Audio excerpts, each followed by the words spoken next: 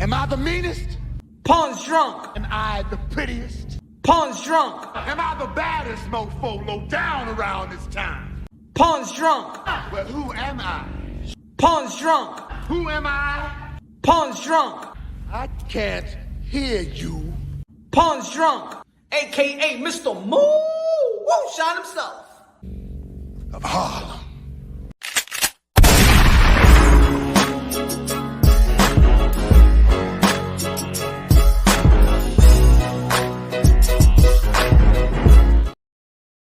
Gente! You already know this is Punch on Boxing, aka Mr. Moonshine himself, aka El Adobo, el sazón, el borracho, el pastor de boxeo. Ladies and gentlemen, fight week, the moment that we've been waiting for. Fight week to the most, I'm not going to say the most important, but one of the biggest fights in the sport of boxing, ladies and gentlemen. The biggest fight, the most lucrative fight in the sport of boxing. Going to sustain all the eyeballs in the sport of boxing. Going to bring the interest in the sport of boxing. Going to sustain the eyeballs, captivate the imaginations, the emotions of the boxing fans. Gervonta Tank Davis versus Ryan Garcia this weekend, Las Vegas, Nevada. Can't wait. To be honest, man, I think the fans win. You know what I'm saying? I don't even think we got to even overdo and debate about who's going to win and who's going to lose. Because at the end of the day, man, this is just a fight that we all into. We all into it. As much as people, there's a minor community out there that be like, this ain't a big fight. This ain't about the belts. This ain't about, man, shut up. You're going to be watching a fight. Cállate la maldita boca que tú vas a ver la pelea y ya, chara, okay? Chara. The haters, if you're going to watch the fight, if you're going to buy for the pay-per-view, you're going to go to a restaurant, a bar, whatever, Buster, or what is it, Dave and Buster's, whatever, to watch the fight, stop complaining, stop trying to devalue the fight. It is one of the biggest fights in the sport of boxing, the lucrative fight in the sport of boxing. It is good overall. And what people that is not, that and the boxers or the promoters that's not in the business of this fight, then capitalize off of it. Sustain the eyeballs. Put yourself out there. Go to the fight. Be around the media people. Hustle. Eric goes to the building. What's good, man? DHP Jr. said, bro, Bivol ain't black. It don't count. Cut it out. Oh, he's going by the vote thing.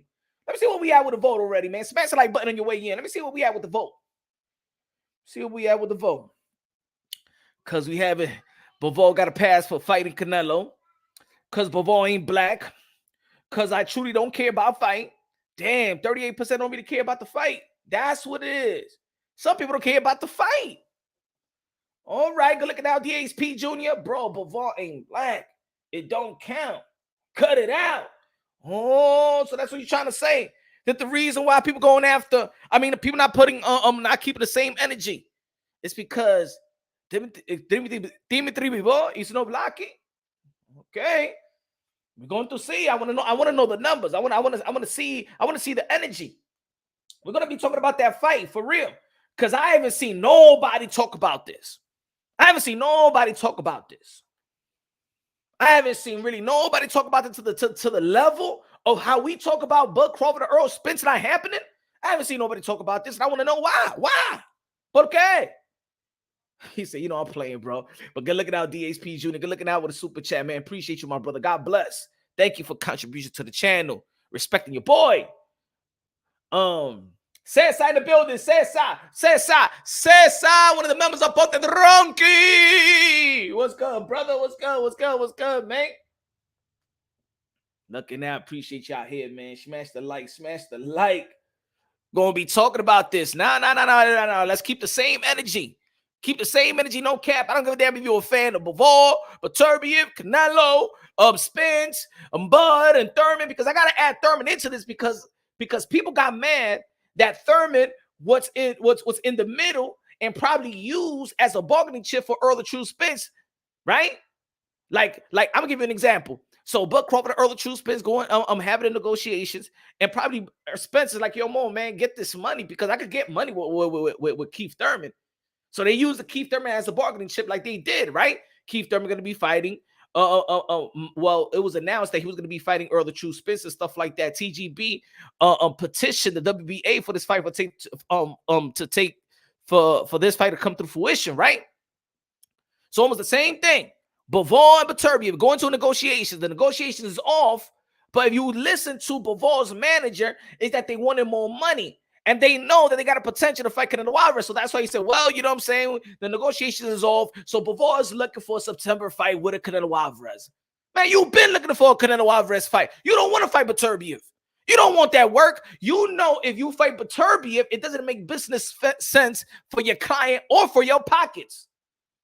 Because you got to remember, these managers make like 20, 25%. So if a Canelo Alvarez fight is more important for a manager than it is a Beterbiev fight. So he's looking at it like, yo, but if Beterbiev beat my guy, that we can never get that Canelo Alvarez payday. And the managers are looking at it like, I ain't going to get that payday either. And that's what's happening in the sport of boxing. It's not that these fighters really, remember, these guys got, sometimes these guys got to do what the manager tells them to do because they are signed with the manager. They invested with the manager. You understand what I'm trying to say?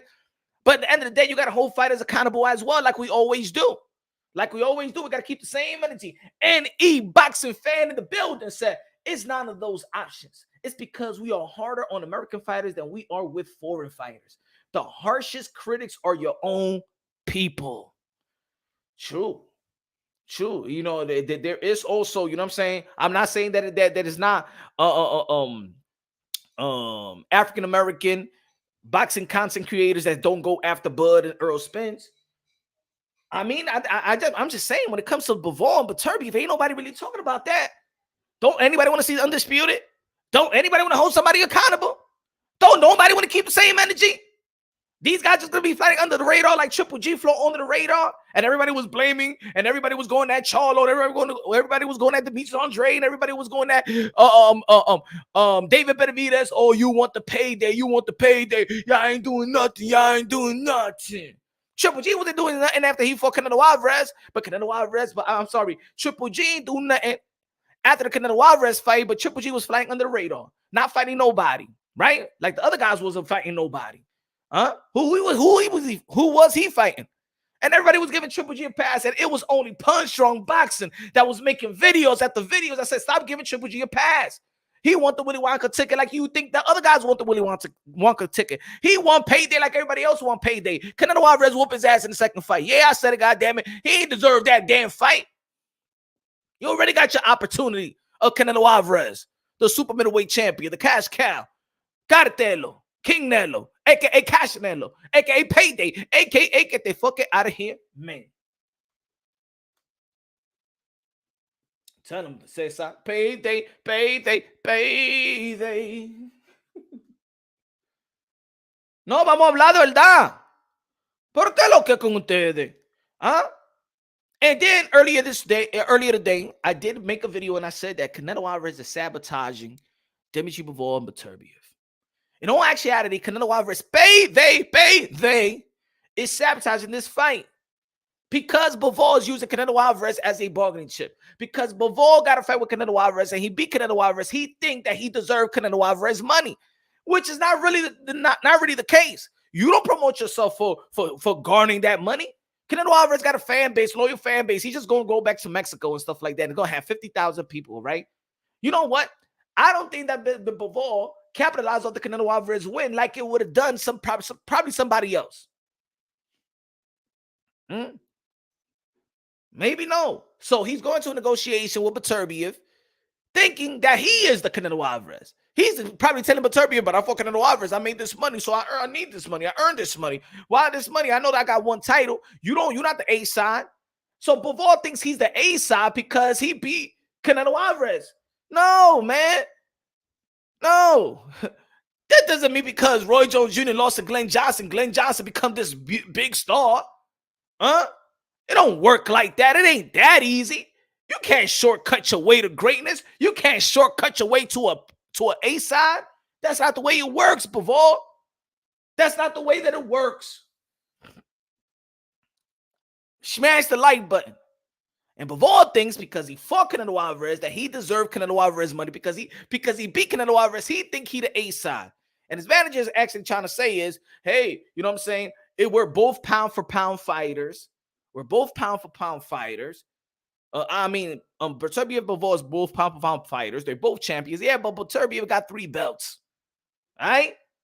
He didn't need a Canelo Alvarez to be in the position that he's at today. He carved his own legacy. Bivol, before Canelo Alvarez fight, let's be clear. If you go check it out, he really truly never main event. He was a co-main to Usyk when Usyk fought in Chicago. And then, as a matter of fact, Bivol was playing. I think he was the first fight in the first fight before Conor Ben in one of the events 2 fights ago. Then Canelo Alvarez made you a star, but you wasn't even a main eventer. Real boxer, real American fan, what's good, man? MAW in the building, what's good, man? Why are we not keeping the same energy when it comes to Bivol and Beterbiev? If it's light, heavyweight, undisputed. Don't we all say we want to see the best fighting the best? And that's what I mean. We like to pick and choose when we trying to talk about we want to see the best fighting the best. We don't keep the same energy. That's why the boxing world, when I speak to boxing personnel, they be like, man, the boxing fans don't know ish. Man, YouTube boxing, the YouTube people, they don't know nothing. And I'm talking about, they talking about the fans. They think the fans are idiots. We don't keep the same energy. We want to see Fury versus Usyk. We want to see Bivol versus Beterbiev. We want to see Spence versus Crawford. We wanted to see Josh Taylor and Jose Ramirez for the undisputed. We wanted to see Inoue and Paul Butler. We want to see him get undisputed. We want to see the best fighting the best. I wasn't happy that Bob Arum told Shakur Stevenson that he wouldn't pay for the Joe Codina fight or the Gutierrez fight for Shakur Stevenson to be in the pursuit of his undisputed run. I didn't approve of that. We want to see Loma. We want to see Loma versus Tio. That's what we want to see. We want to see undisputed. We want to see Brian Castaño versus Jamel Charlo. That's what we want to see. That's what we wanted to see. Why? Smash the like button, okay? No problem here. And MAW, ain't nobody going out there saying that they're disappointed of Bivol. I want to know why. This is a community where people flame. This is a toxic community. I know. So I'm looking around. I'm like, yo, who's talking about this? It's only Ponte Dronki. Ponte Dronki is the only one that really want this fight. That's gonna hold Bivol accountable and his team accountable. Am I the only one here? So I'm starting to think. You see, this is all about your narrative. See, the reason why a lot of people ain't talking about this is because it's not a lucrative narrative in YouTube. That's why. Because it don't bring the numbers. Because Bivol really doesn't have a fan base a fan base. Look, I'm gonna tell you something about this community. Either you have a big fan base, and when you have a big fan base, you could actually spin a narrative for the fighter or a narrative hating the fighter. Because if a fighter is big enough, that means he also has his community of haters. Since Bivol don't have a big community of fans, he don't have a big community of haters, so you can't make money off Bivol in the YTBC. That's what it is. When it comes to this community, that's what it is. That's why a lot of people ain't talking about this fight. That's why a lot of people's not holding Bivol, Beterbiev. If you want to hold Beterbiev as well, if you want to hold the WBC as well, remember the WBC said that they're not trying to sanction this fight because of the Russian shit. But people are so more mad with the franchise than a WBC. Can you imagine if more? Because to me, it sounds like this also. It could be like, hey, yo, can you imagine the Belt Federation said, we're not going to sanction fights for a Mexican fighter? Oh, don't you think this community will be, oh my God, ay, vamos matares, vamos matar a Mauricio Surman, dame un machete, a cortarle las cabezas. Can you imagine this community if the WBC said we're not going to sanction any fight that includes a Mexican, ay Dios mío. Ay Dios mío. I don't even think that Mauricio Sulaiman passes like 2 blocks. Los carreteros se lo comen a él. Can you imagine? Can you imagine this community? How about this? The WBC sanctioned that it would not sanction BUD and Crawford because they're African Americans. Ooh, or just let's say American. Put it that way. Let me not go too deep because they're Americans. Can you imagine if the WBC said we're not going to sanction BUD and Crawford? Can you imagine that? Jackie Hernandez. What's good, Jack, with a super chat? Look at that. I appreciate you, Jackie. Can you imagine? So you telling me that the WBC is not willing to sanction 2 Russians in terms of Beterbiev, because they even Russian, Beterbiev and Bivol, but they rather sanction Lotranis.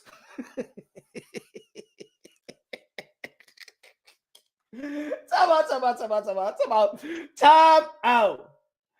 Mauricio Sulaiman, the WBC, you telling me that you rather sanction the trannies than sanction Bivol and Beterbiev? 2 snaps, a twist, and a kiss.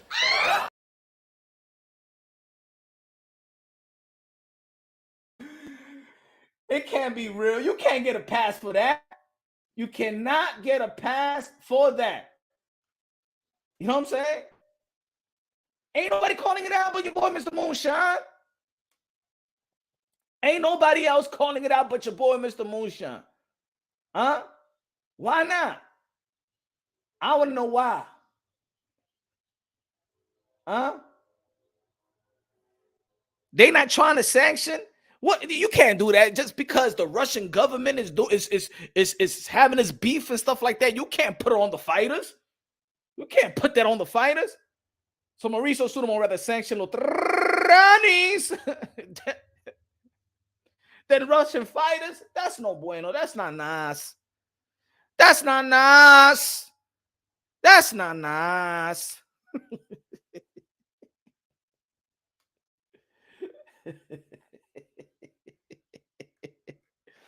Damn. The WBC president, Mauricio Sulaiman, Hated it. sanction Los Trani boys than the Russian pound for pound champions. Damn, man. And nobody's in the uproar. He said, Halim said USA Translate, man.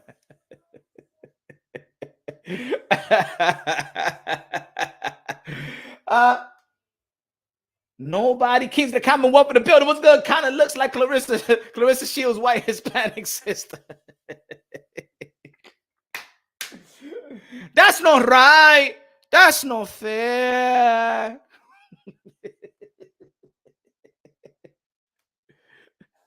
That's not right.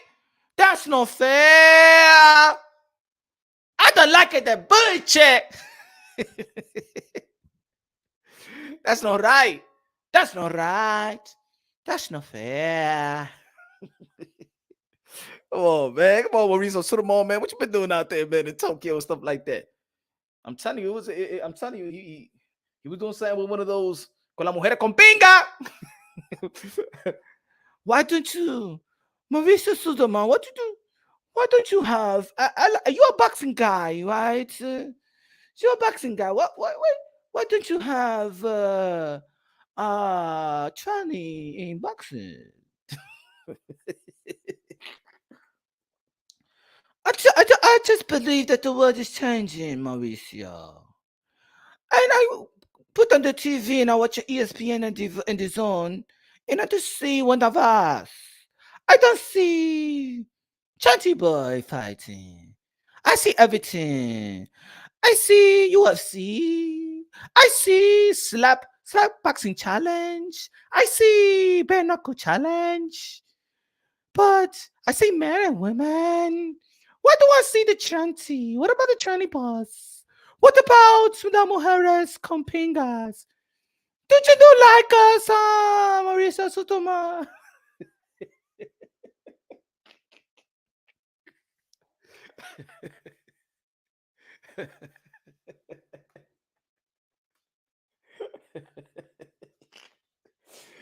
Oh shit, Mauricio said just tuck it in and tape it.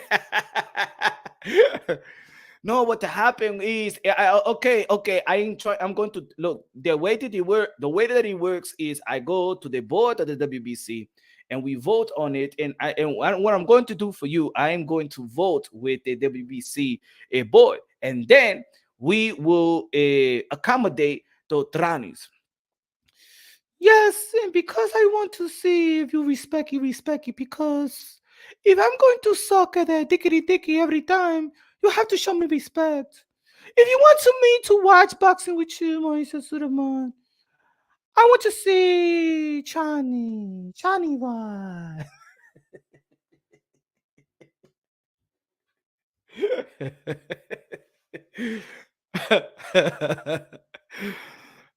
Okay. I would let you know by Monday morning. But yeah, man, who are we gonna hold accountable? Because a lot of people ain't even talking about this. A lot of people ain't talking about this. So to be honest, man, Brandon said, "What the fuck did I do walking? I'm talking like a chanty. I want to see." But anyway, man. Because look, this I'm telling you, I don't want to hear. Look, I don't want to hear another live, another video talking about Bud and Spence and how Bud ain't want to fight, how Spence ain't want to fight, how you mad at Al Heyman.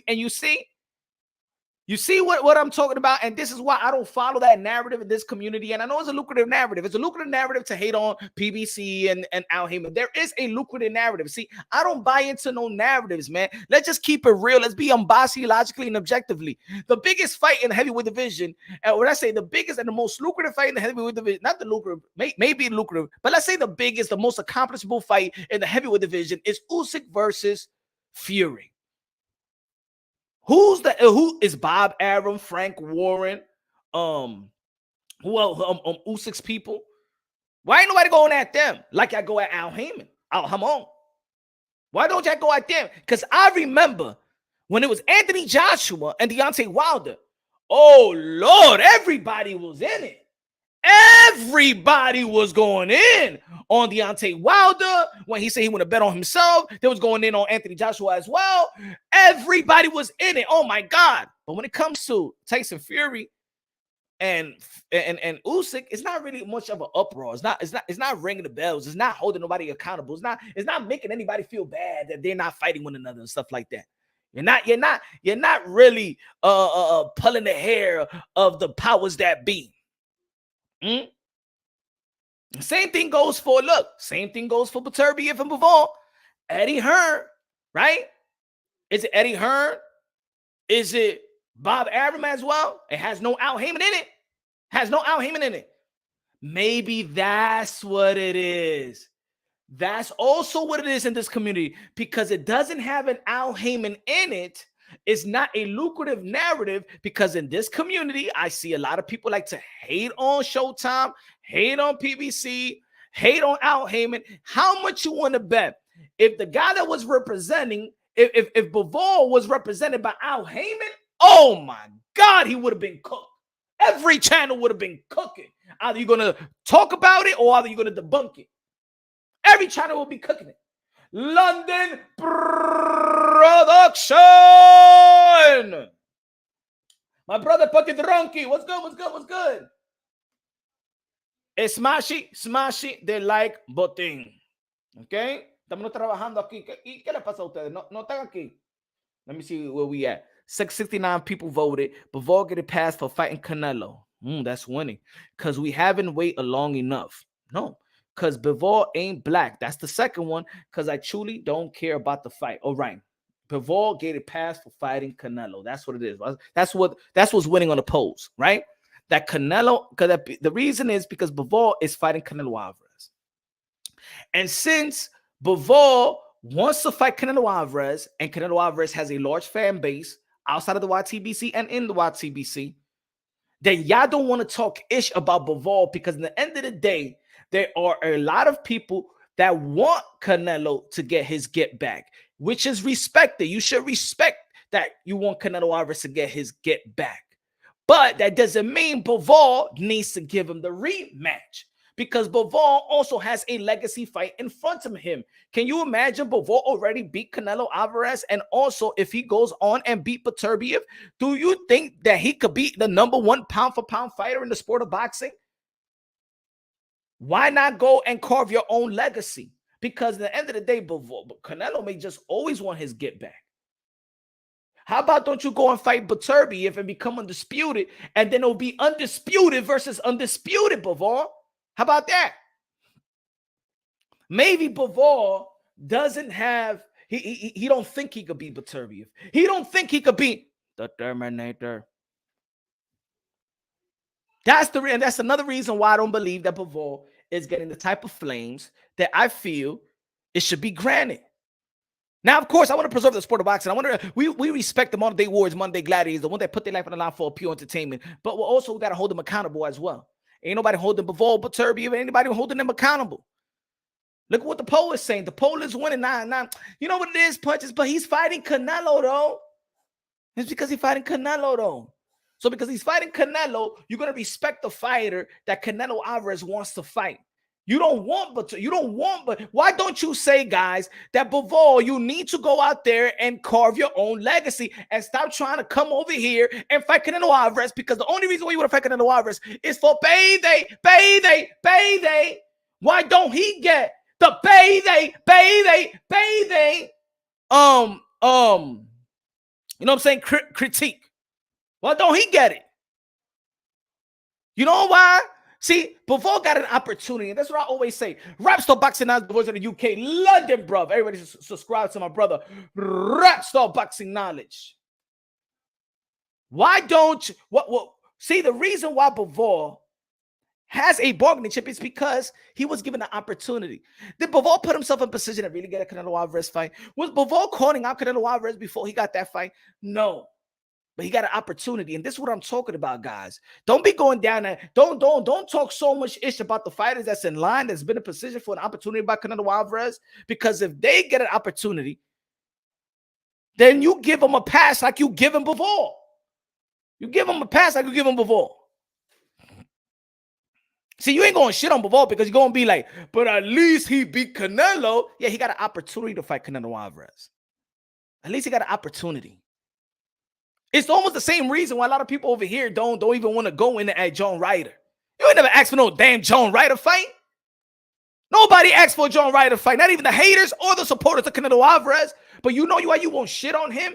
It's because Canelo Alvarez is fighting him. So that's why you'll be like, but John Ryder put himself in position for the fight. So, you know what I'm saying? You can't hate on John Ryder. No, you don't want to talk ish about John Ryder because he's getting an opportunity, because Canelo Alvarez is giving him an opportunity. So the narrative is, we can't talk ish about Canelo Alvarez and his move with John Ryder. You know what I'm saying? Because it's going to make him look bad. So what y'all do is pump John Ryder, give John Ryder the benefit of the doubt, and then you can't flame Canelo or John Ryder. You understand? That's the reason why. Look at the poll. The poll has it that because he's not getting flamed, it's because he's getting a Canelo Alvarez fight. So you're not going to hold Bivol accountable because he's going to fight Canelo and he's going to abandon the undisputed. Yet, you would crucify Spence for fighting Keith Thurman, for not fighting Bud.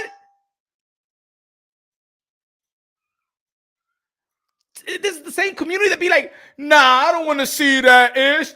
I don't want to see no Earl Spence or Keith Thurman. Nah, man, I want to see the undisputed, man.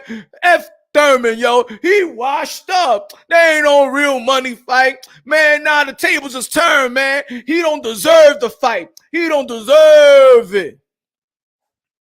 Y'all hate it when another fighter comes in the way, right? Y'all hate it when another fighter comes in the way.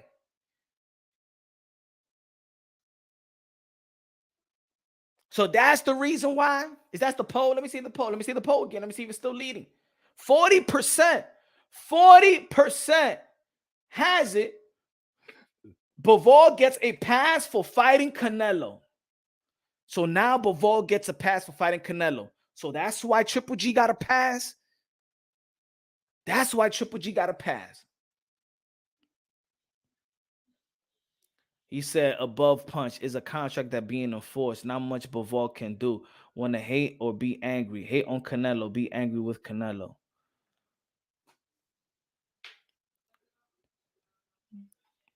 If Canelo Alvarez don't constantly call out Bivol,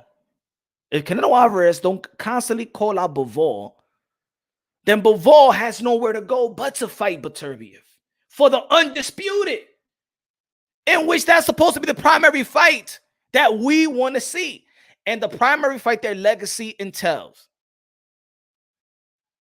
that their legacy needs, that they need for the enhancement of their legacy.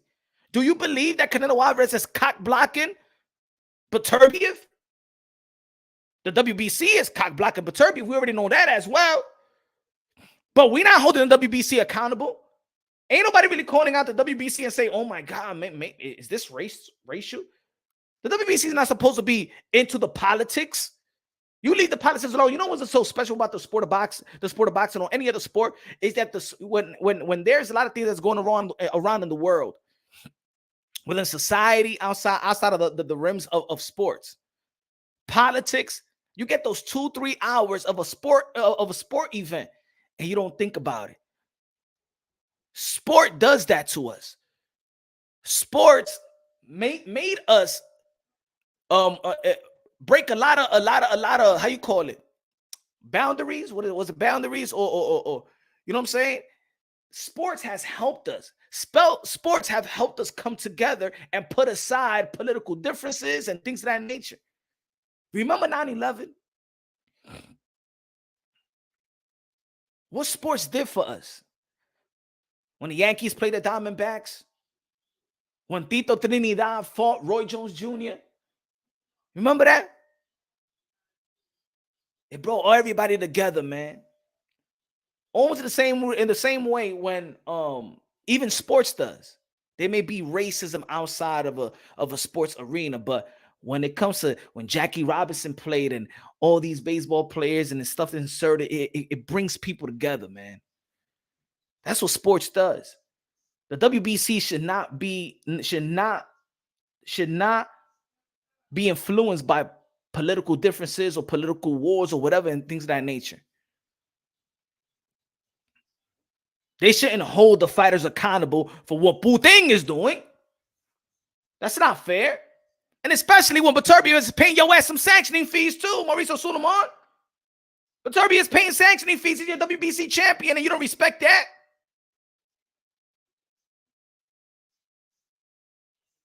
It's not fair. I don't like that, G, man. I don't like it. Smash the like, smash the like. I'm talking about political. Check out my guy. Check out the 2 takeovers right now. Check out the 2 takeovers, ladies and gentlemen. Check out the 2 takeovers. That's a fighter right there.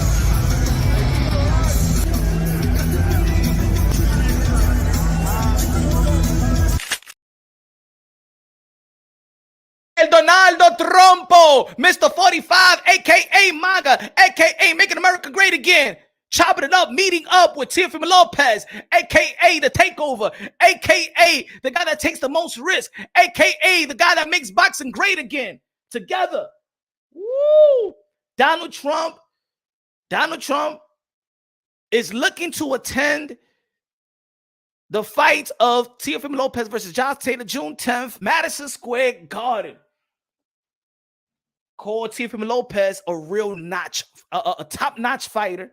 Says, that's a fighter. That's a real fighter. That's what Donaldo Trumpo said about Teofimo Lopez. Trumpy. Very, very good. Trumpy, 2024. We win again. They be like, yo, Punch, man, stay away from politics, man. Punch, stay away. ¿Qué me importa a mí? Donald Trump va a ser el presidente y ya. They cheaters.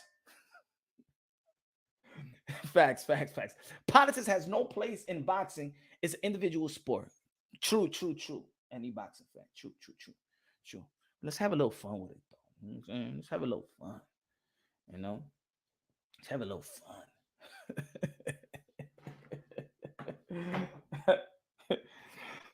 Smash the like. Diablo, dama tenemos 33 gente aquí. We're going to go like, well, probably like 10 more minutes. A lot of people ain't here today. So we'll cut it short. Shit. A la ofrenda, la ofrenda, la ofrenda. Vamos a ver, yo no voy a estar aquí por 2 horas, no hay nadie, no me... super chat, cash app, smash the like button, vamos, support not very good today. But look, we got to hold them accountable. We got to hold Dimitry Bivol accountable. We just can't give him a pass. We just can't give him a pass. Sorry, I'm not giving him a pass. You ducking. You ducking Beterbiev, Bivol. Dimitry Bivol is ducking Beterbiev to go fight the little guy that he already beat. And y'all going to give him a pass because he's going to be fighting Canelo Alvarez. And whoever Canelo Alvarez fights, you don't want to shame them. You want to hold them up to the higher standard. You don't think that they're doing anything wrong because they're fighting Canelo Alvarez, right?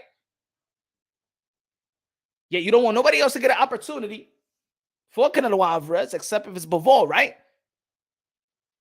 You will give Bivol a pass to not fight an undisputed to fight Canelo Alvarez. Nats, what's good? What's good? What's good? Oh yeah, shout out to IBFP if IPFB agrees with you, Punch. If he agrees, hey, he agrees. I think people should be agreeing. You know what I'm saying? And boxing fans say, pa un hot sour soup. I'm saying, pa un hot sour soup. Gracias de lo mío, gracias por el super chat y party, que. Gracias, mi hermano, con los 5 pesos. A comprar, ¿qué 5 pesos? A comprar un hero sandwich. Porque ya los hero sandwich, no un hero, un sandwich on a roll, porque los hero sandwich de como 11 pesos aquí en New York City. Mira, yo fui para el supermarket. I went to the supermarket and I bought Lucky Charms. You know how much the Lucky Charms cost over here? Huh? The family size? Di que $7.99. Mira esa vaina. Lucky Charms que yo compraba for $3.45. Maybe $4. $7.99 el Lucky Charms. Y mira, los niños se lo están comiendo todo today. Mira, yo lo escondí esa vaina. I hide the Lucky Charms already porque mira, $7.99 for Lucky Charms. Mira, compré un Lucky Charms, a loaf of bread, and the juice. Yeah, you know, I can't even buy Tropicana juice. I have to buy the fake orange juice. Y me costó eso como $16. ¿Qué está pasando? No, me estoy poniendo pobre aquí, yeah. I bought Lucky Charms $7.99. I bought loaf of bread $4.99. And I bought juice. Mira, eso me costó casi 16 pesos con tax. And they charged me for the bag too, so they add an extra 10 cents. Así no, ¿qué está pasando? Mira, hey, Donald Trump, please come back, please. Sleepy Joe, mira, I can't even do grocery. Hasta la comida china, la china me dijo, I'm sorry, Punch. Joe Biden not good. I want Trump. And I said, I want Trump. Joe Biden don't know good. I said, China, pero what's this? I buy a perfect rice and chicken wing all the time. And now it's supposed to be at $7.50. Now it's $10.50. Mommy, what happened? I'm sorry, Punch, I'm sorry. Man, oh man. Lo está matando a nosotros. Good looking out. And boxing fans in the building. What's good, man? Good looking out. Cesar with a super sticker in the building. What's good looking out? Cesar, one of the members of Punch the Donkey. And boxing, member of Punch the Donkey. Everybody, yo, become a member of Punch the Donkey, my friend. No se ponga chippy ustedes. Help me out, my friends. Help the channel out. And also, yo, please subscribe to my website, punchdrumboxing.net. Subscribe to the website, bro. I'm trying to make this better than the boxing scene or any other boxing publication. Check out my channel. All right, when y'all want to get a read, let that punchfromboxing.net be your newspaper of boxing. All right, do that for your boy. I'm gonna do my job and post articles after article after articles. I'm gonna say it like this, man. Posting articles is something than posting video content. All right, I'll be like this. Y también este laptop, I can't even find a spelling check ahí.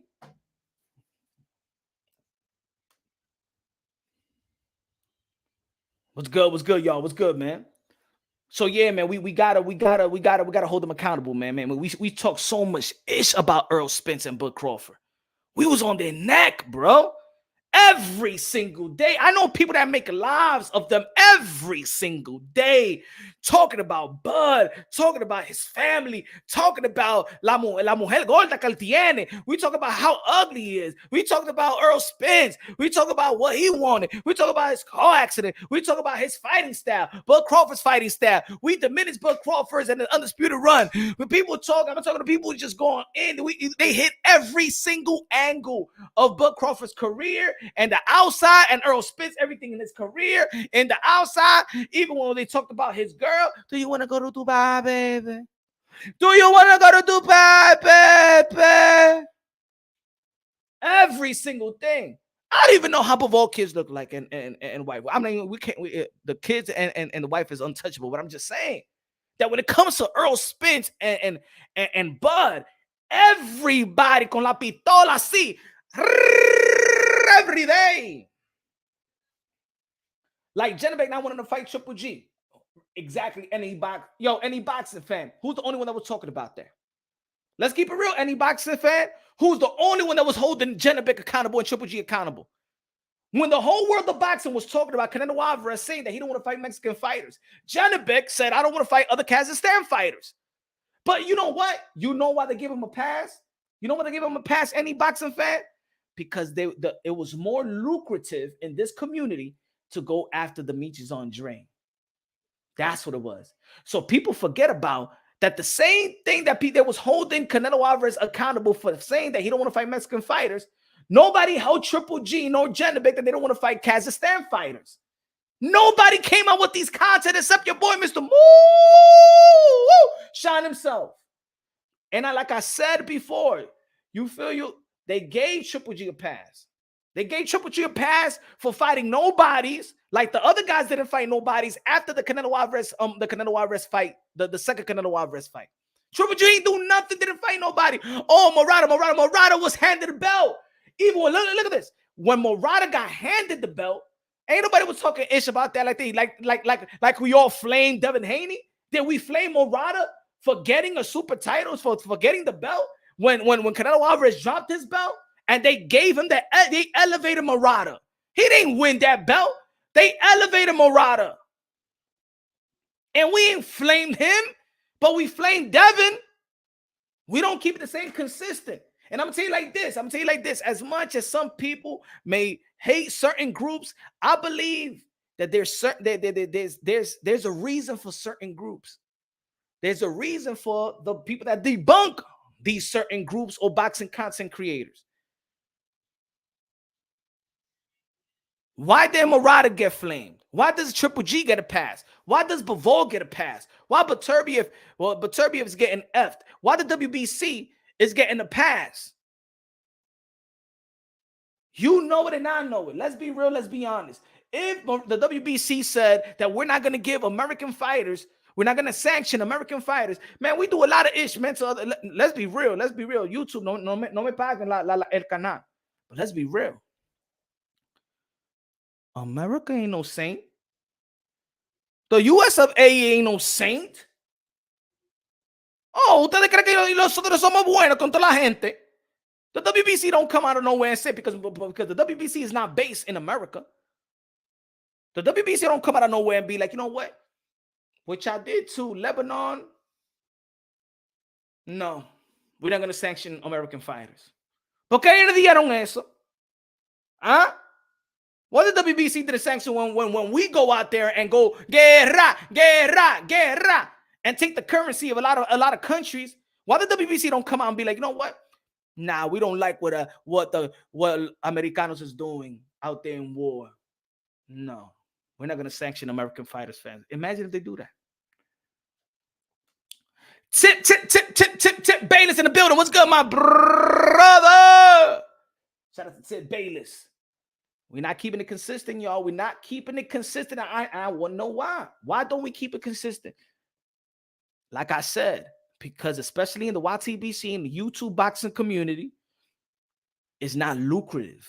Bivol is not a lucrative to spin narratives around him, to hate on them, to be a fan of his. That's why. That's what it is. And so people don't want to keep it real. Even the boxing content creators, they be like, they check their analytics and they be like, man, what was my last Bivol video? Pero mírame a mí aquí, mimito, 42 gente, 42 people. That's why he gets a pass. If I have a voice, how the hell is going to reach to Bivol and Eddie and Canelo and everybody else? I thought my 42 gente. No, to be honest, we're just talking like we're talking like in the park bench. Por eso I say smash the like button. Mira, 39 gente, smash the like button. Porque nosotros no estamos haciendo nada. We just talking amongst ourselves. It's not reaching the masses. With no support, without no numbers. That's why it's true. Men lie, women lie, numbers don't. I could say anything and I can make sense and we could all make sense in the chat. But if y'all don't smash the like button, y'all don't support the channel, y'all don't share it in your own in your community, eso no va nowhere. We just talking shit for the time. We're just talking caca.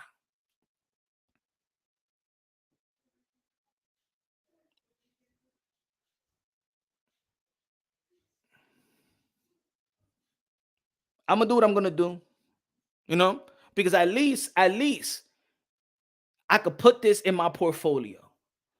So when anybody ever tries to be like, yo, Punch, but you never talk about this. What do you mean you never talk about this? I'm probably the only one that's talking about it right now. All these other channels are still going to be talking about Gervonta Davis and Ryan Garcia today, which is a just do because, of course, it's the fight week, and this is one of the biggest, the biggest fight in the sport of boxing in America. We're going to be talking about that, but ain't nobody want to talk about this. It's not lucrative. People don't support this content. What I've noticed is, mira, mira, if I say, mira, le voy a pegar una pela a Caca TV, le voy a pegar una pela a un boxing content creator que ustedes ya don't like. Ay, mi madre, como 700 people vienen a hacer lambonazo. But we're talking about these content people don't like. It's becoming a waste of time, brother. It's becoming a waste of time. With this type of support, it's telling boxing content creator you have to be the most toxic individual so you could even get a voice in. Philip in the building. Philip.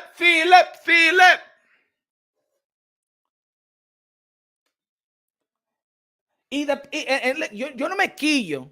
Because I'm honest. I'm not like these other boxing content creators that they be checking out their support and they be like, damn, man, I'm doing bad, bro. I'm doing bad, man. They stressed out. There's a lot of stressed out boxing content creators and stuff like that. They don't feel like they're getting the support. But me, I pay my dues. My content speaks for itself. My interviews speak for itself. My work speaks for itself. Pero también, it's weak, bro. It's weak. Like, it's not respected. And what happens? You got to make an adjustment.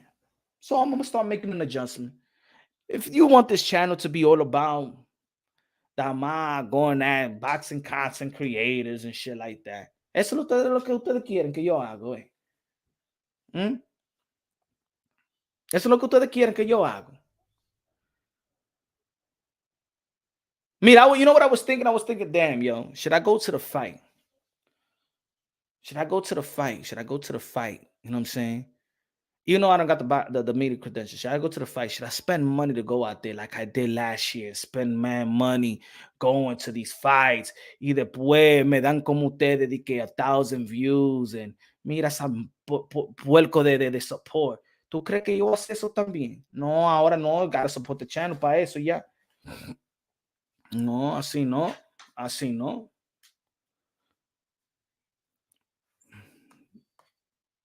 Where we at? 54 votes. 37% got Bivol get a pass for fighting Canelo.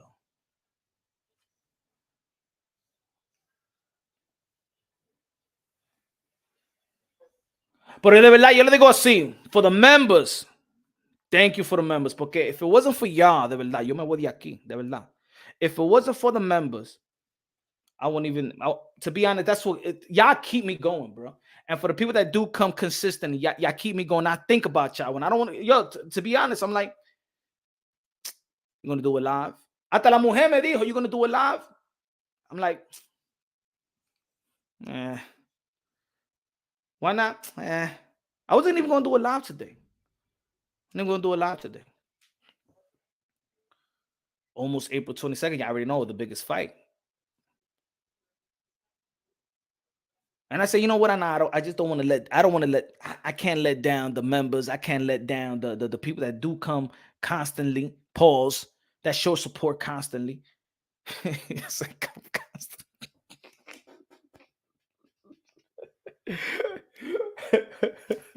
keep it going for the hardcores. No, Philip, I understand you, but it's también, Philip, is not enough, man. It's not enough hardcores, my brother. It's not enough. It's not enough, bro. It gotta be a number that when you ask or email a fighter or boxing personnel to let's do an interview, they look at it like, yeah, we gotta do it over there with Punch Run. ¿Por qué esta vaina? Di que 42 gente.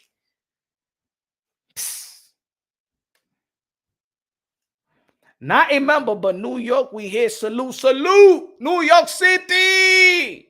Thomas Davis in the building. What's good, man? Jackie said, I'm going to be on here Saturday dropping bad super chats. Jackie, you're a constant and genuine supporter también, Jackie.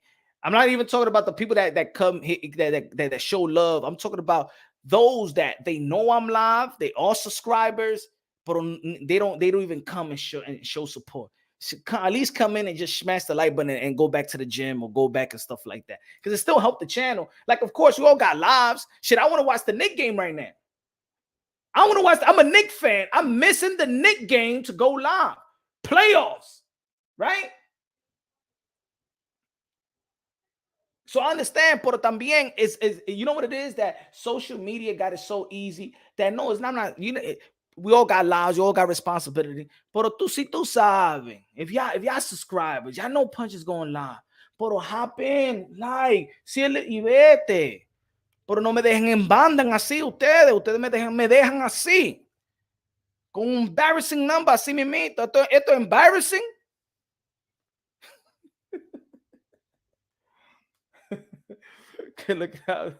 Jackie. London Production. Punch tiene que dejar de hablar de esos puntos que son, tú sabes, son personales, como gays. Político, a veces tú enseña mucho de ti y te afecta los números y subscribers. Maybe. Pero también, no, you got a point. You got a point, London Production. But also, it can help también. You understand what I'm saying? Like, I'm gonna give you an example. I understand a lot of people don't like Donaldo Trump, but then there's a lot of people that do like him. You know what I'm saying? So it could affect either. You know, to be honest, this would affect the number.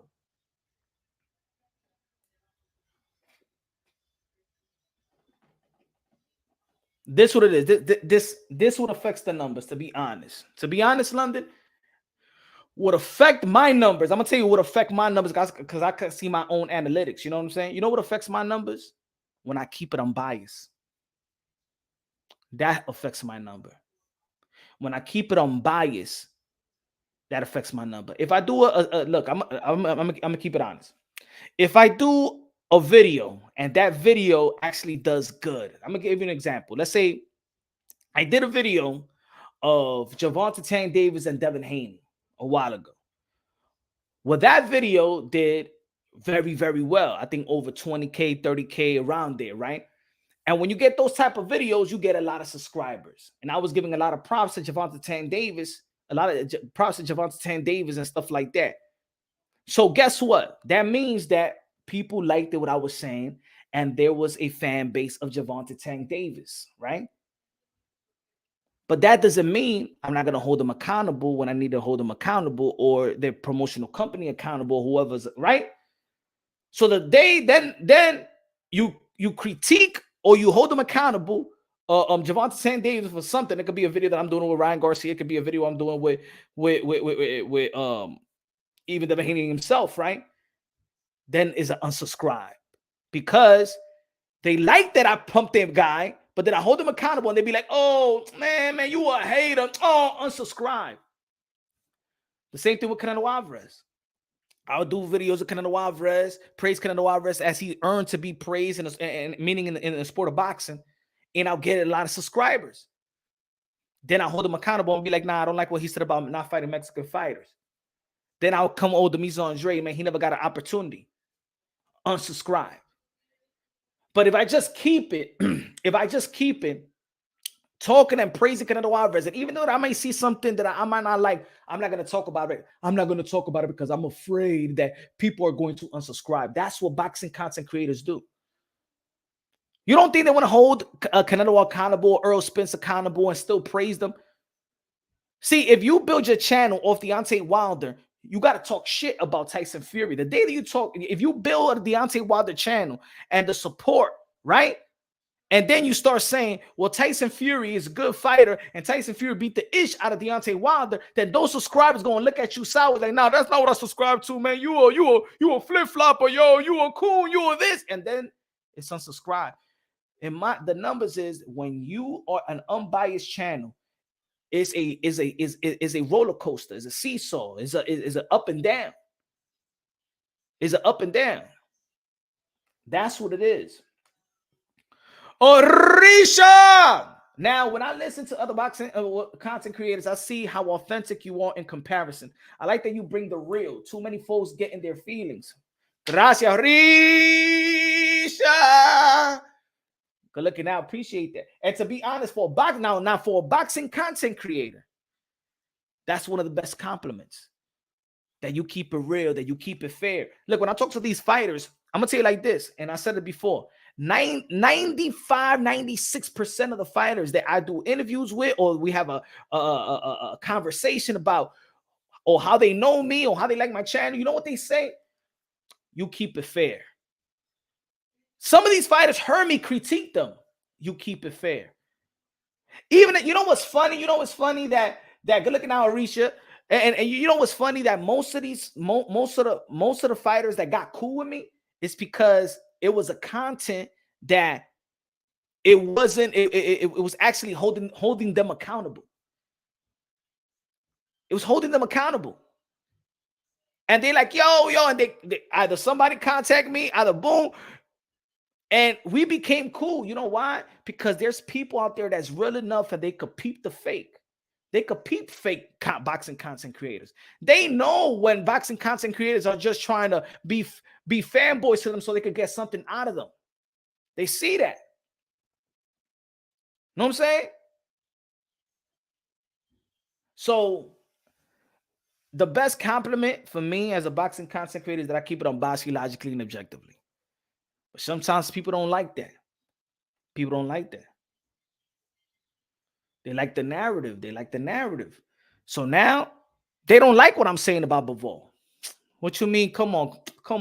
You're going to compare Bivol and Beterbiev to Bud Crawford, Earl Spence? We've been asking for that fight a long time, man. We've been asking for that fight a long time. The only reason why Bivol is getting a pass is because he got a potential fight with Canelo Alvarez. The only reason John Ryder's getting a pass because he's getting a fight with Canelo Alvarez. So it's better to shame the other people that didn't get the opportunities, like Charlo, Andrade, and Benavidez. Like, y'all, people will spin a narrative saying that John Ryder is in position to get a Canelo Alvarez fight, but then flame David Benavidez for asking for a fight. But you got to fight somebody. They tell David Benavidez, why don't you move to 175 and do what Canelo Alvarez did? But they don't say that about John Ryder. They say, Charlo, why don't you do what Canelo Alvarez did and go to 168 and 175? Why don't you fight Bivol? They don't say why John Ryder don't fight Bivol. Because in this community is about what's lucrative, the narrative that's lucrative. And it's like people say, man, work smarter, not work harder.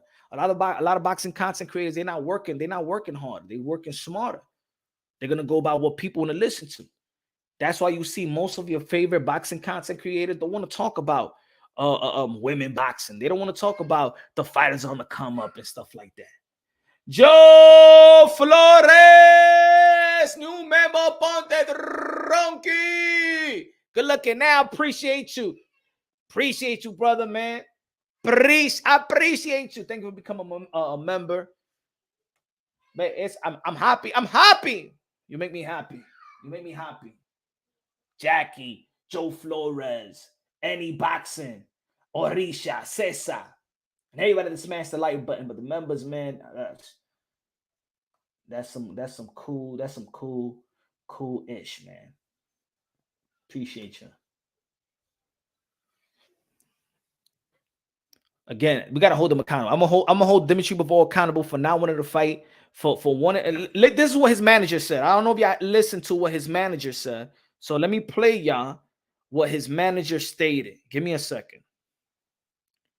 This was Dan Raphael doing an interview. Shout out to Dan Raphael. He did this interview. I'll ask you, Vadim, when you say discussions for June, July for a fight between Dimitry and for Beterbiev, you're talking about? Exactly. Yeah, exactly. There were some discussions about making the fight. About a month ago, we were talking about trying to make the fight in June, July, whether it was going to be in the UAE or in the US. But the numbers that were brought up and what we were trying to materialize, it was just not materializing because there's still two sides to that fight. They're both pound for pound fighters. Mm-hmm. They're both top 10 to pound for pound fighters, and they both want to make money, and they both want this fight to be worth their while. Sure. Now, that was Bivol's manager.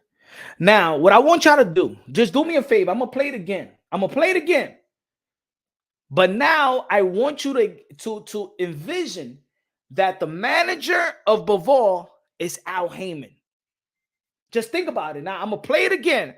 I want you to envision that the manager of Bivol is Al Heyman, and they're talking about the Bud Crawford Errol Spence fight. And let me see if y'all gonna keep the same energy. Again, I'm gonna say it again. We just listened to Bivol's manager, right? Now, envision Bivol's manager being Al Heyman. This is Al Heyman talking about Errol Spence and Bud Crawford. Just envision it. Hold on.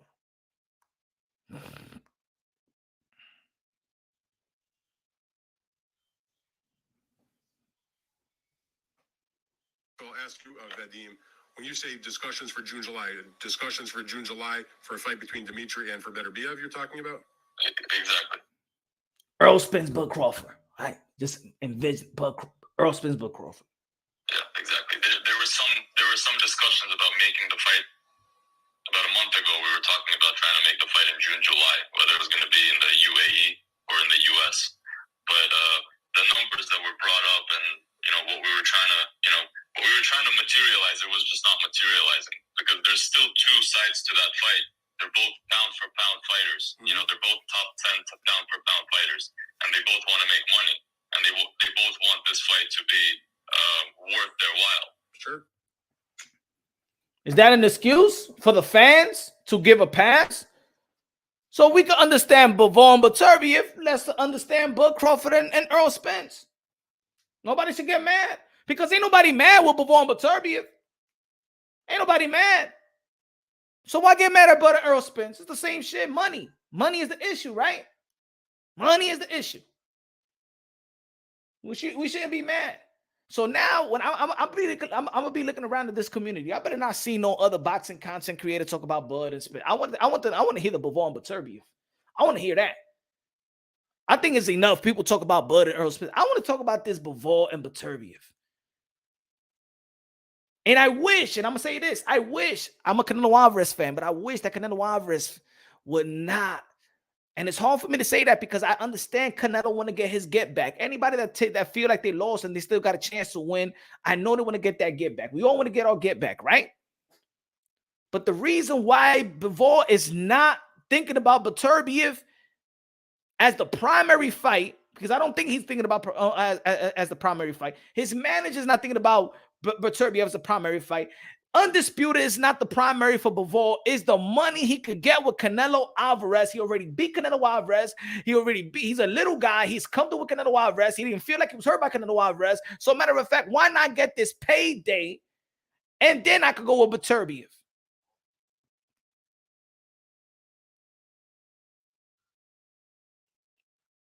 If we give Bivol a pass, we give everybody a pass.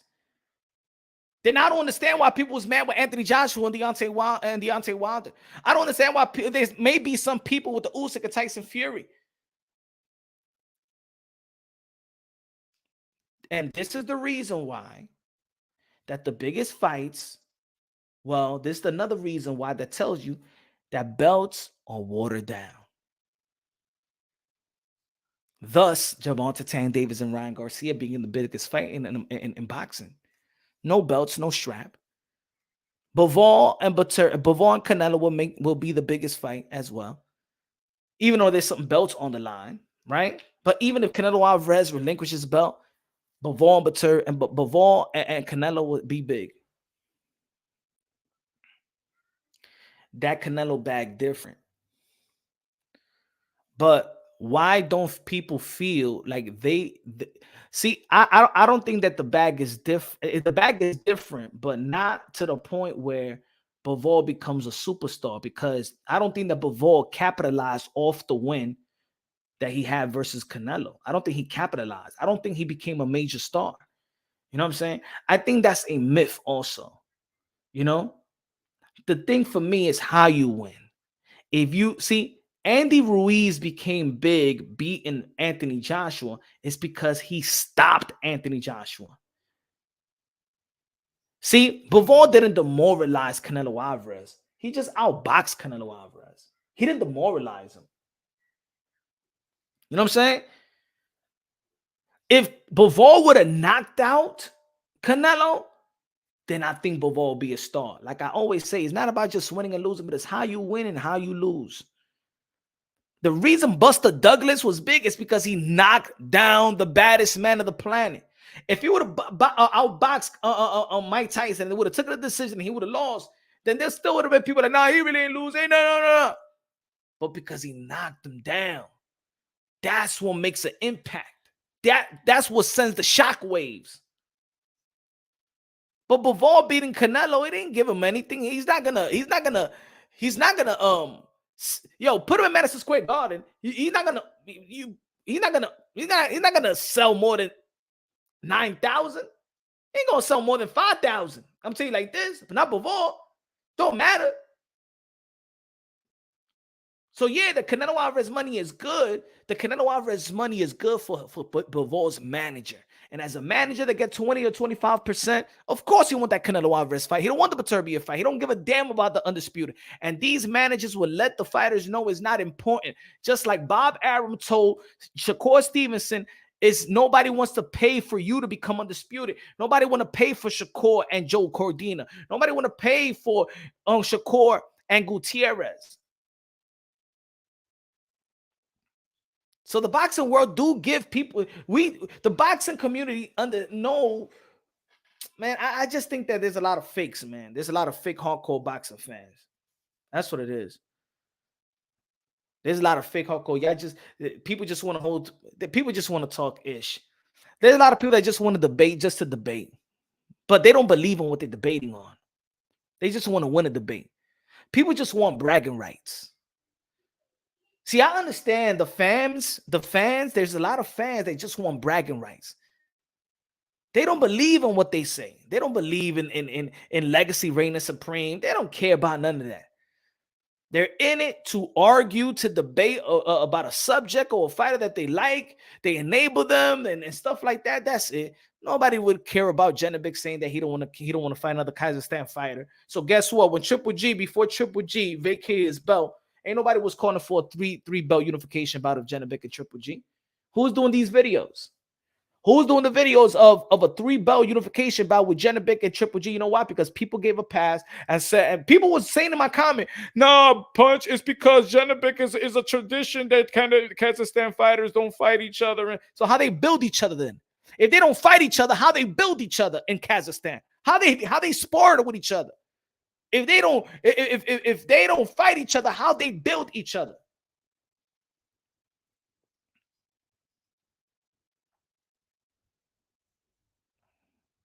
Ladies and gentlemen, subscribe to the website because there's going to be a time. Subscribe. I'm going to put it here, and I'm going to tell you why.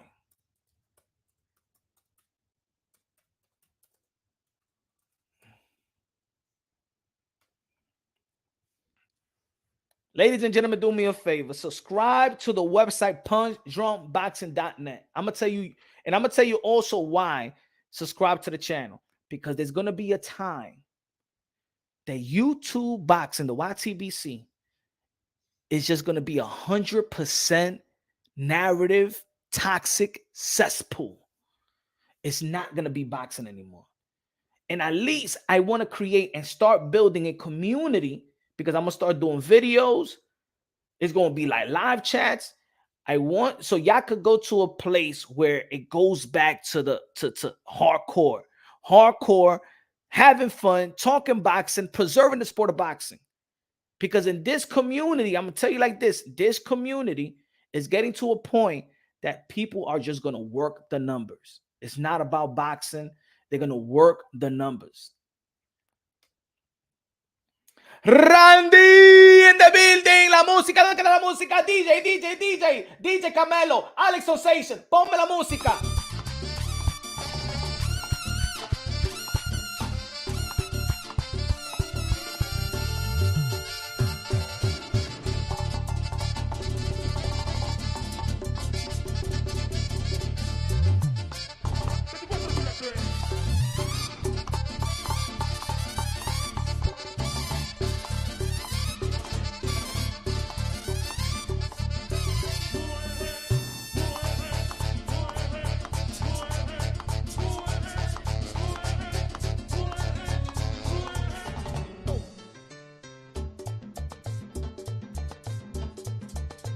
DJ, apágame la música. DJ, apágame la música.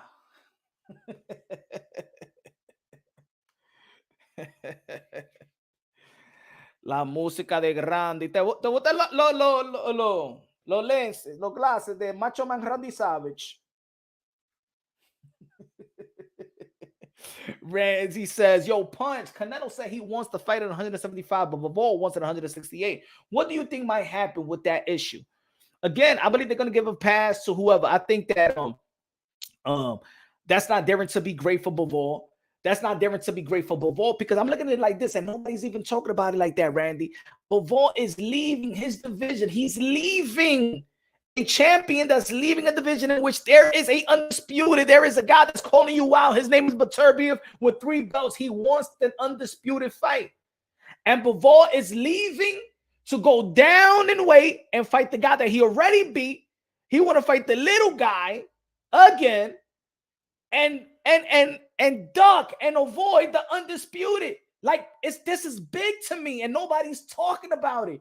It makes, you see how the other day we was trying to say that it makes the Gervonta Tan Davis, it makes him look soft for all these stipulations. It's making Bivol look soft. Leaving for Canelo because you don't want to fight. Because see, Beterbiev is the Terminator. Beterbiev is one of the most destruction punchers in the sport of boxing today. He is a pound for pound. You just don't walk away from a Beterbiev and an undisputed for a Canelo fight that you already won. But he's getting a pass because it's Canelo Alvarez giving him another opportunity. And when you have a large fan base that are Canelo Alvarez fans as well, shout out to Canelo Alvarez, but they're not going to hold Bivol accountable because they want Canelo Alvarez to get his back. I said that's daring to be weak, Randy, in my opinion. Jackie Hernández con los 5 pesos. Super Chari Party K. Ya tú sabes. A comprar 5 pesos de plátano. Gonna buy $5 of plantains.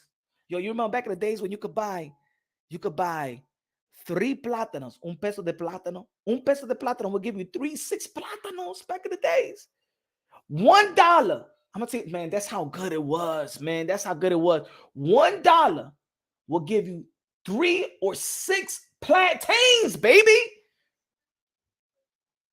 Man, I wish it goes back in the days, man. Back in the days was good, man. This right here today, not today. I don't know what the words coming to you, man. Don't know.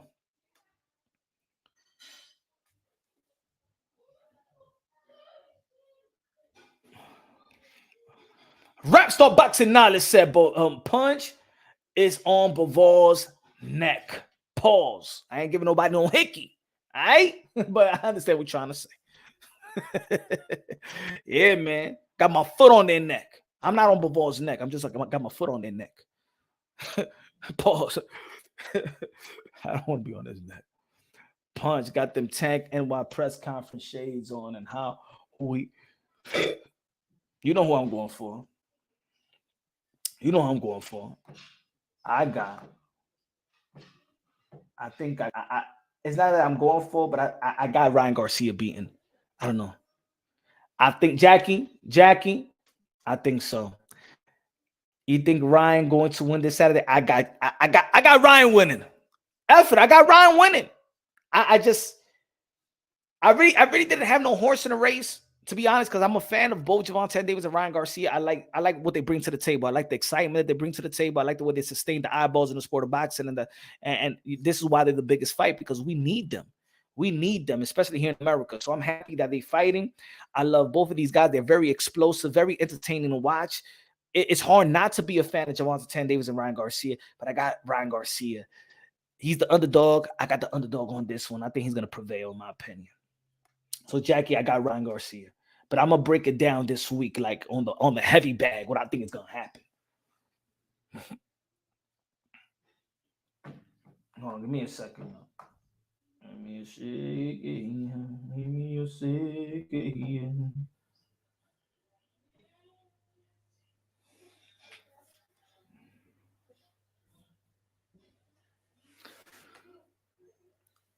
I'm tuning Saturday. Cesar said, if there's someone who can actually beat Beterbiev, it should be Bivol, but he wants to fight Canelo Alvarez again. He won payday. He won payday.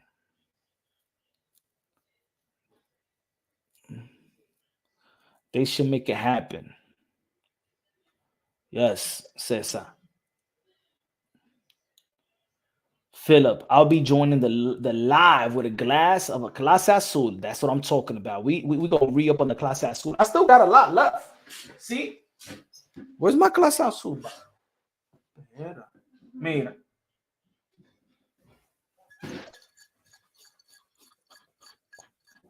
We got a lot left.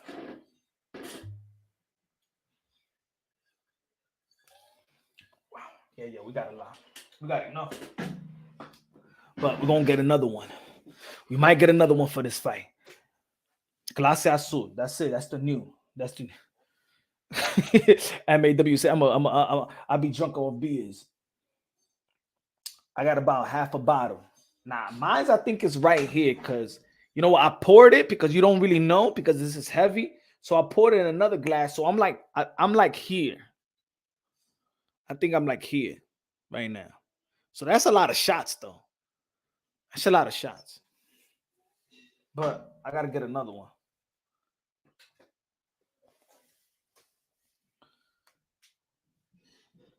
Odisha said, what do you think if Ryan or Tank coming over the set weight? Would that be a disadvantage or advantage? To be honest, if they both come, look, a lot of people don't understand. I think that Tank is actually bigger. He's not taller than Ryan Garcia, but he's bigger than Ryan Garcia. He's been bigger than Ryan Garcia. He's weighted more than Ryan Garcia. Let's not forget that he's the one with the memes with the Doughberry, what you call it when they put him? He the one that looked like he the one that has the memes. He the one that had a belly back in the days and stuff like that. Like a couple of years ago and stuff like that. People made fun of him. Gervonta Davis is the guy that's known for putting on the weight, not Ryan Garcia. Ryan Garcia's always been skinny. It's Gervonta Tank Davis that's known for putting on the weight. So if they both come a little heavier, in my opinion, I think the fight is still gonna go through because it's not a title fight. And nobody's gonna pull away from this fight, to be honest. You know what I'm saying? There's a lot of money to be made. Repstar Boxing 9 is the voice of the UK, London, bruv. What's happening, brethren? What's happening, mate? How you doing, bro? The voice of London, Scotland, Mate. East London, West London, South London, Sheffield, Liverpool, Manchester. Well, I'm going to say this. The voice of London right now is the voice of the week. It's Tank Davis, Ryan Garcia. I got to acknowledge what's going on. It's big fight week, Punch. And I got to tell you, bro, I am hyped up. I'm excited about the fight. It feels like the young guys are fighting each other now. Ryan Garcia, he was on this mission. And it feels like now, I believe Ryan Garcia, that he was always wanting this fight to show the world that I will beat this guy. He's been saying it from 19 years old and people have been calling Ryan an idiot. People have been downplaying Ryan Garcia from day one. You know what I mean? Ryan Garcia is not meant to make it. That's how it's really looking like. That's how they want it to be. You know what I mean? Social media star.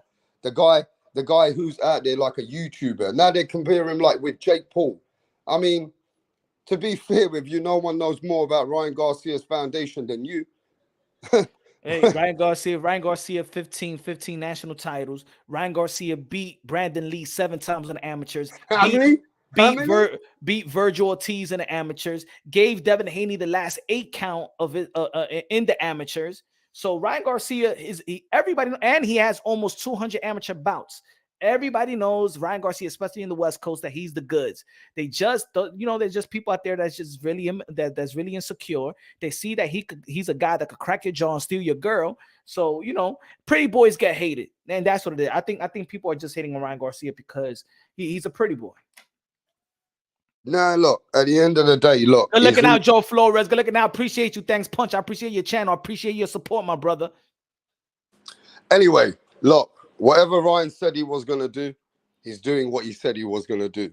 He's everything that he's telling you that he was. So now, regardless of his mishaps or whatever's happened in life, he's going for it and he's going for show what he's about. Now, Gervonta Tank Davis, yo, I know you're going for Ryan now, Punch. You're saying that you feel that Ryan can win this fight. What makes you feel? I need to ask you this question. Why do you feel, what has Ryan shown you that he can beat Tank Davis in this fight?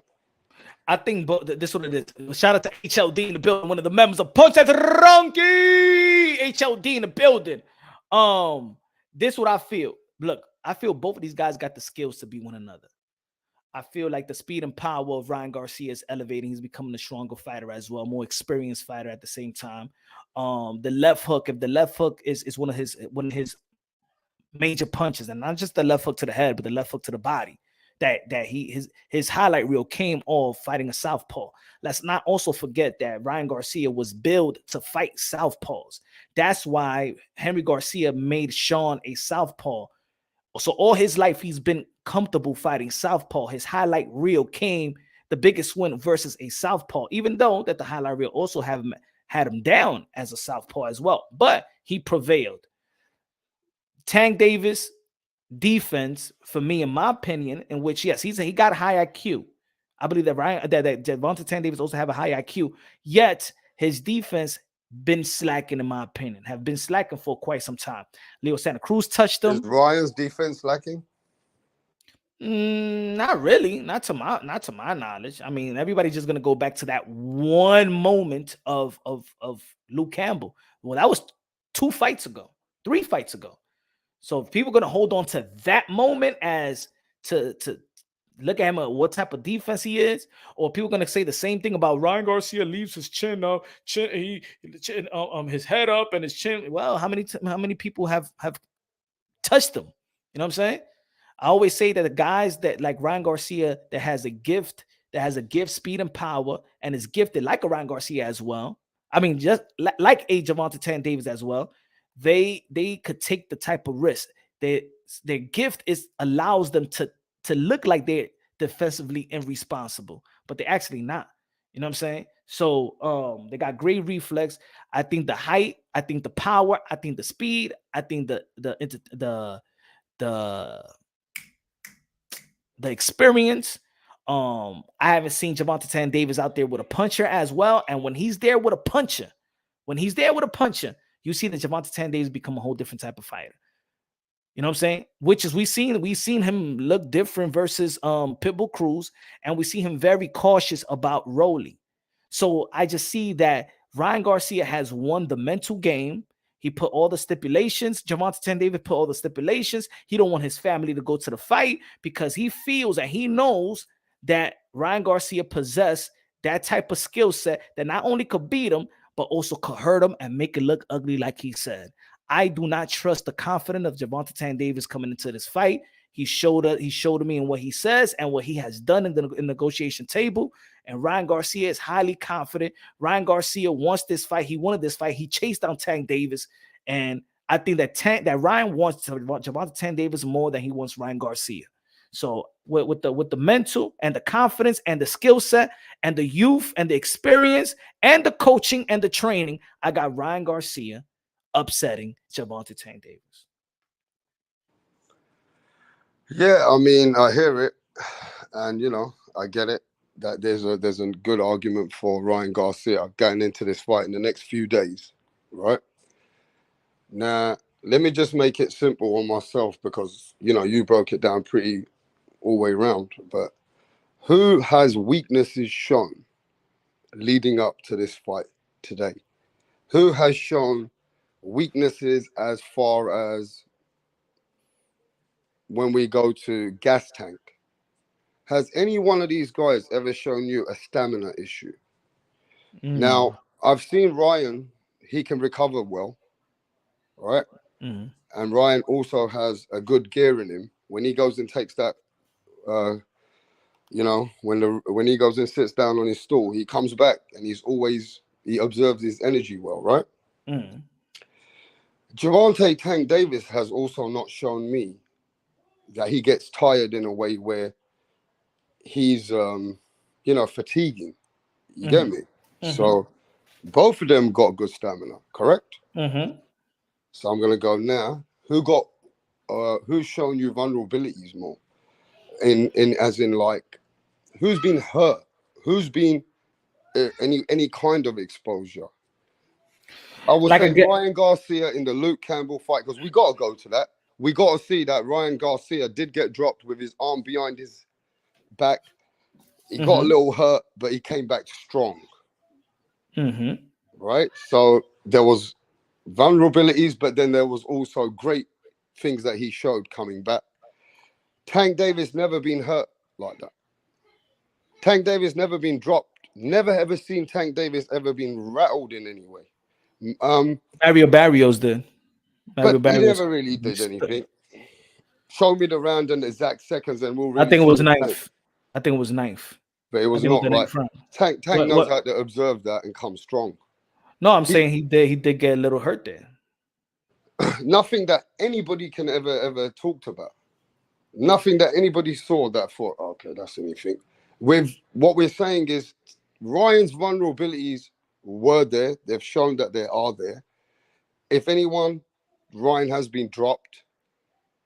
But that's it. That's it. Can Ryan? No, but can Ryan take Tank's power?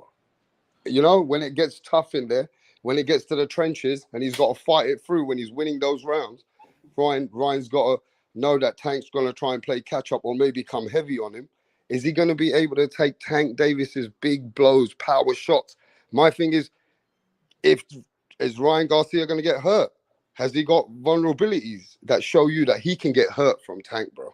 I think I've seen more vulnerabilities of Tank. I've seen him get touched up by Leo Santa Cruz. Yeah. I seen him get bruised up by Gamboa. I seen him get touched up and out and was getting outboxed by Mario Barrios. We seen that he was cautious versus Rolly. Rolly was landing jabs in the beginning of those fights. We seen Hector Luis Garcia wasn't that bad as well. It was still a competitive fight before he stopped Hector Luis Garcia. So I think what has bailed Gervonta Tank Davis out in some of these fights has been the power. You know what So I'm saying? if It was a Ryan's close, power it was a can't close, hurt Tank, and also it was a close fight with Pitbull Cruz. So I think I see more vulnerability but coming. vulnerability is different, He got a innit? poker face. He got a You see, poker face. you But I see, see, you see, Tank Davis getting touched up. yeah. So that I mean, that's what I'm saying. His defense is not not tight. It's not as tight. So you have a Ryan Garcia. If these guys can land punches, some of these guys are not known for speed and power. Well, Ryan Garcia is known for speed and power in both hands and go to the body and to the top. So I see more vulnerability coming off Gervonta Tank Davis. The only thing that people could point me for Ryan Garcia is that he got dropped by Luke Campbell. But if you think about all his fights, nobody can even tell me any vulnerability of Ryan Garcia. But I could see that Gervonta Tank Davis also, with him getting touched up, he got a good chin. But then people going to be like, but he hasn't faced a lot of punches in his career. So this is the first time he's facing a puncher and somebody that got speed. We could say the same thing with Ryan Garcia, vice versa. This one makes this fight a 50-50 fight because we really don't know what both of them could really take from a power puncher. Yeah, but that's I get what you're saying, that he can get outboxed, but we're talking as what we've seen as a man. Can he take a shot? We know Ryan can take a shot, because even if he wasn't hurt in that fight, he came back strong after taking a shot. We know that Ryan can take a shot, but it's taking a shot against a Luke Campbell, right? A punch you don't see. What we do know is that Tank can take shots. And my thing is, if Tank Davis is smart enough and, the experience he's got, he lets Ryan, come, he's basically letting Ryan come in with his shots and try and observe him and try and let him, just throw his power punches, thinking that Ryan can, get some shots off. If Ryan in the later rounds he just needs to get a little bit tired where those shots don't bother Tank anymore. That fast left hook, if Tank starts to feel himself and says, okay, now Ryan can't hurt me. Like, I feel that that's what he's going to be looking for, to see if he can break Ryan down a little bit, or if not, even see if Ryan can fatigue a little bit, try and make Ryan work hard. If Ryan's going to win these fucking rounds, he's going to have to work for them, right? I think they're both going to have to work for it, because also you got to remember that Tank Davis starts off slow. He starts off slow in all his fights. Like, he's not this, he got all the power and got the speed, but he doesn't, he works the rounds. Like, he's smart in that. Like, he don't rush his work. So he does give up certain rounds in the beginning. And that's why there is a lot of those fights in where it's close with Pitbull Cruz. You got Flo Mayweather versus Mario Barrio screaming at him, saying that the unofficial scorecard got you losing. You got and the Leo Santa Cruz, because of the lack of power, he was a smaller guy. If Leo Santa Cruz had pop, that would have been a whole different type of fight. Whole different type of fight. He was not going to be standing there taking 3 straight right hands, a kryptonite to the southpaw. Think about, if you think that he's just gonna be to tell Ryan Garcia, yeah, let me take 3 straight right hands of Ryan Garcia so I could connect on an uppercut. See, I don't think I think that he's smart enough to know who he could do that with, because he did it with Pitbull and he did it with Rolly. He said that Rolly hit man hard. He said that Pitbull Cruz, I don't want to, he said, I don't want to, I'm not going to give him a rematch. Hell no. So I see a characteristic of Gervonta Tank Davis. If he does not sense that, he senses if somebody else got power, he's going to retrieve. He got some good footwork. Remember, he did knock out Rolly off the back foot on the ropes because he was retrieving from Rolly. You know what I'm saying? Now, it's gonna be, for me, it's gonna be a different fight, but for both of them, we're gonna see some ring IQ from Gervonta Tank Davis. I've been saying for a long time, he got some great footwork. If you paid attention to him in the amateurs, I think he's gonna be on the outside. I think he's gonna fight this fight like he did with Pitbull Cruz. But the difference between Pitbull Cruz and Ryan Garcia is Ryan Garcia is not gonna be just rushing in like that, like a Pitbull Cruz. I think he's gonna be more effective when he's landed some shots. Do you think there's going to be a lot of respect earlier on in the fight? I think so. You know why I think there's going to be a lot of respect? Because Gervonta Tank Davis respects him in the negotiation room. And he respects him that he don't want his family to be there. Like, that's what I'm saying. That's why the confidence level to me is not where it needs to be for Ryan Garcia. That's why all these weeks and months we're talking about the stipulation. Why? Because it makes Gervonta Tank Davis look worried, makes him feel like he's threatened, makes him feel that, you know what I'm saying, he's worried about a Ryan Garcia being his A self, a Ryan Garcia, 100% Ryan Garcia. He's scared. I'm not gonna say scared, but he's very threatening of Ryan Garcia being 100% in that ring. I think also we got to look at it this way. What do you think the rounds, early rounds, how do you score these rounds if you was to like come like Nostradamus? Like, let's say it's round 9. How do you see these rounds playing out? Let's say it's round 7. I Who do you think think's Ryan, winning? if it goes to round, if it's, let's say we're in Let's round say it's 9, round 9. What would you expect round 9? I got Ryan Garcia winning. How many rounds? 6-3. Okay, that's what I said yesterday on my live, yeah? Mm. Same exact thing. Now, let me just say this quickly. The 2 ways I'll predict this fight as well is that if Ryan is starting off good, starting off strong, and Tank's willing to, you know, how he starts slow, how he done with Rowley losing rounds, how he's losing rounds with Leo Santa Cruz. If this is how it's scored, 6-3 going into the 9th round, maybe then that's where Calvin, that Mayweather fucking backhand shit comes in his brain, that I've got to go for the stoppage now. Get me with the Mario Barrios style, yeah? Remember when Mayweather told him, you losing, you better fucking do something, right? That's what I said on the Right. scorecard. Now, I don't know if they're feeling that Ryan's going to slow down at any point and those punches ain't going to bother Tank Davis. But coming into the 9th round, I think Tank's going to put his foot down.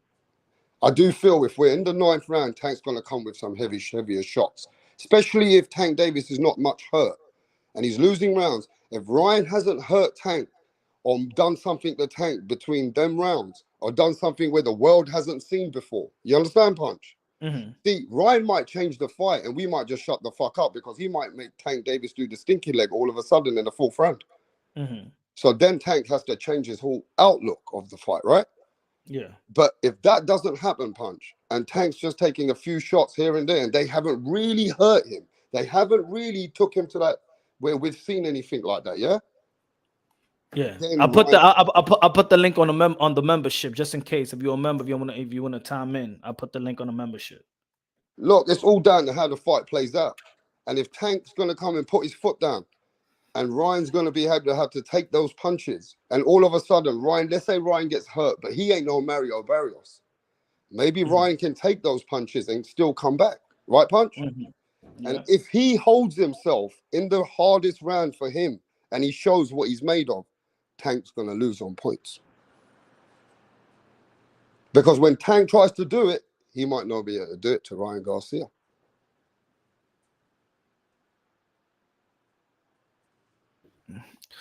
True. I mean, I look, this is a tough fight to predict, in my opinion. Of course, we haven't seen Ryan Garcia in there with a lot of top guys. And I think that we have seen Gervonta Tank Davis with good night. Good night, baby.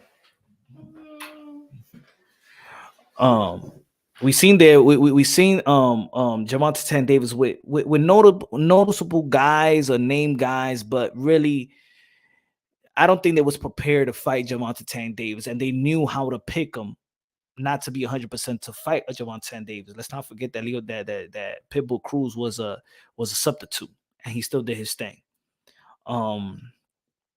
I don't know, man. It's gonna be a tough fight. I think the fans win on this one, though. The fans win on this one. I don't really. I'm not gonna get upset of anyone who loses or winning. I win as a fan. Again, I'm a fan of Ryan Garcia. I'm a fan of Gervonta Tank Davis, and I've been following Gervonta Tank Davis longer than Ryan Garcia. And I always say that Gervonta Tank Davis is special. So, it is what it is. HLD in the building. What's good, HLD? What's going on, Punch? Dímelo, ¿qué tú estás oyendo aquí? Dilo. Yo, Punch, give me a second, man. I gotta mute the let me give me a second. I gotta mute the other the YouTube sound on the other side. All right. Yeah, Punch, before you cook it up there again, right? Listen to this quickly, right? My other side is quick. If Ryan doesn't hurt Tank, right, in a way that we've never seen before, and then Tank takes a couple of shots. I mean, Tank takes best of Ryan's shots, yeah? And even though Ryan's faster, he takes more shots early on. Once if Tank starts to land on Ryan, I don't want to see the same old fucking thing, Punch. The same thing that I've been watching. And I'm going to keep it real here now, bro. What's happened to the rest of them? They do really well, Punch. And then when the time comes and Tank Davis lets off his fucking Mike Tyson shots, yeah? And these guys start to fold and you start to see the legs start to move and you start to see they can't handle it, yeah? If that happens to Ryan Garcia, then it is what it is. Tank Davis's power's for real. Tank Davis is that guy that if he gets you, he finishes everyone if he gets you, right? Yeah, So, but I don't want people to think the impression, because I feel like I got Ryan Garcia winning, is that, oh my God, I told you. No. Gervonta Tank Davis could win this fight, and he could win this fight big. It's a 50-50 fight. It's hard. I'm just going by the little details. I got Ryan Garcia 51-49. That's how tight I have it.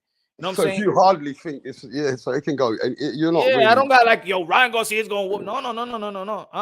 Nah. It's just a tight fight. And if I don't want to be that guy that's going to be like, it's a draw, you know, because I feel it's a 50-50 fight. So I'm just gonna pick. I gotta pick Ryan Garcia because other things that I've heard, the stipulation, he's grown, the power, the height, how the left hook is lined up, his right hand is good. He got power in both hands. He go from the bottom to the top. Ryan and Gervonta Davis, he's subjected to be hit. And also Gervonta Davis could do a lot of stuff. Like he could work the angles. Like he don't work the angles in a way like Lomachenko does. But if you really see and study Gervonta Davis, the way that he goes into the angle, step inside your right side and lands that straight or that over left, he does it just as good. It's just in a different way. You know what I'm saying? That's the way that he neutralized a lot of his opponent, even Hector Luis Garcia. That's the way he got him hurt. You know, so he's a smart fighter. That's I think he's very underrated as a smart fighter. You know, but you hear what I'm saying, innit? You can't unexpect that, right? If Ryan takes some serious shots, yeah, and he goes and crumbles at like the other guys did, right? You listening, yeah? Yeah, keep going. You can't think less of Ryan because that's happened to others, right? But at the end of the day, it is what it is. It's either Ryan Garcia just shows us he's something different. That he's that kid from 7 years old. He's the guy that beat Devin Haney 3 times in the amateurs. Haney beat him as well. But what I'm saying is Ryan's shown that he is somebody in the circuit. Ryan's shown us that he's giving some people some blistering knockouts. But then, you know, all I'm saying is there's levels to this. Have we overlooked Tank Davis because he has never fought the elites? Have we overlooked this whole show that what Tank Davis can do to any fighter, bro? Because to be honest, I think a lot of people want to see Ryan Garcia win. I'll tell you that now. A lot of people do want to see Ryan Garcia win because, hey, Tank Davis ain't everybody's cup of tea, bro. Tank Davis is beating up on women. Tank Davis is slapping up women. He ain't even a good character, bro. If you think about it, he ain't what you want to let kids look up to because of the way that he is. You know, don't forget, the man's going to fucking jail. You guys are forgetting Tank Davis's life is still a bit up and down in a mess. Geezer's been slapping up baby mamas, grabbing them by the throat, and then he left a woman for dead, pregnant, and left her for dead while he crashed her car and everything, bro. So a lot of people don't like Tank Davis, really. They don't want to base their children to look up to no Tank Davis. That's just the truth. But, of course, Tank Davis is excitement. Of course, Tank Davis is a big attraction. Of course, in this fight, though, Ryan Garcia is another guy coming up as a young boy. And Ryan Garcia now is trying to show the world that he's something. You get me? He's trying to show you that he's something now. That it's about him, that you need to believe in him. So, look, Ryan Garcia is taking the test. To him, it's a bigger fight. You know what I mean? Because this is a more mature fighter. This is an older fighter. Tank Davis is still a 3-weight division champion. Now, the 2 belts are regular belts, but it is what it is. Now it's going to show experience. Is Tank Davis the guy that even these young guys can't fuck with. We're going to see it. We're going to see it unfold. It's on this Saturday. You can't miss this fight, bro. This fight is the biggest fight in the world for right now for entertainment. This is entertainment factor at its best. And every casual, everybody who's in every sport are going to want to watch it. Facts. HLD, what's good, brother? ¿Qué lo que hay, Punch? Dímelo, Boricua. What's your take Hey, on Punch, this? I gotta go live soon, so I'm gonna have to get out of here. But yo, respect to you guys. Yeah, I'm out. Okay. Amen. Gloria a Dios. Yo, Punch, man. You know, as you just said right now, this fight, man. It's anybody who thinks it's an easy pick. It's really not. Yo. You can't Hold on. or dissect what each fighter weaknesses have been, and but Tank has looked vulnerable in many of these fights, man, and losing round against non-power punchers, maybe except for Cruz, right? But as far as you know, he hasn't faced a guy who's got this exact type of speed and power and size of Ryan Garcia. You know, I think it's really a 50-50 fight. It just comes down to who executes the best and whoever capitalizes on their opponent's first mistake. Let me ask you. But Let me ask you a question. Because before they signed, before this fight has been finalized, many had Gervonta Tank Davis beating Ryan Garcia.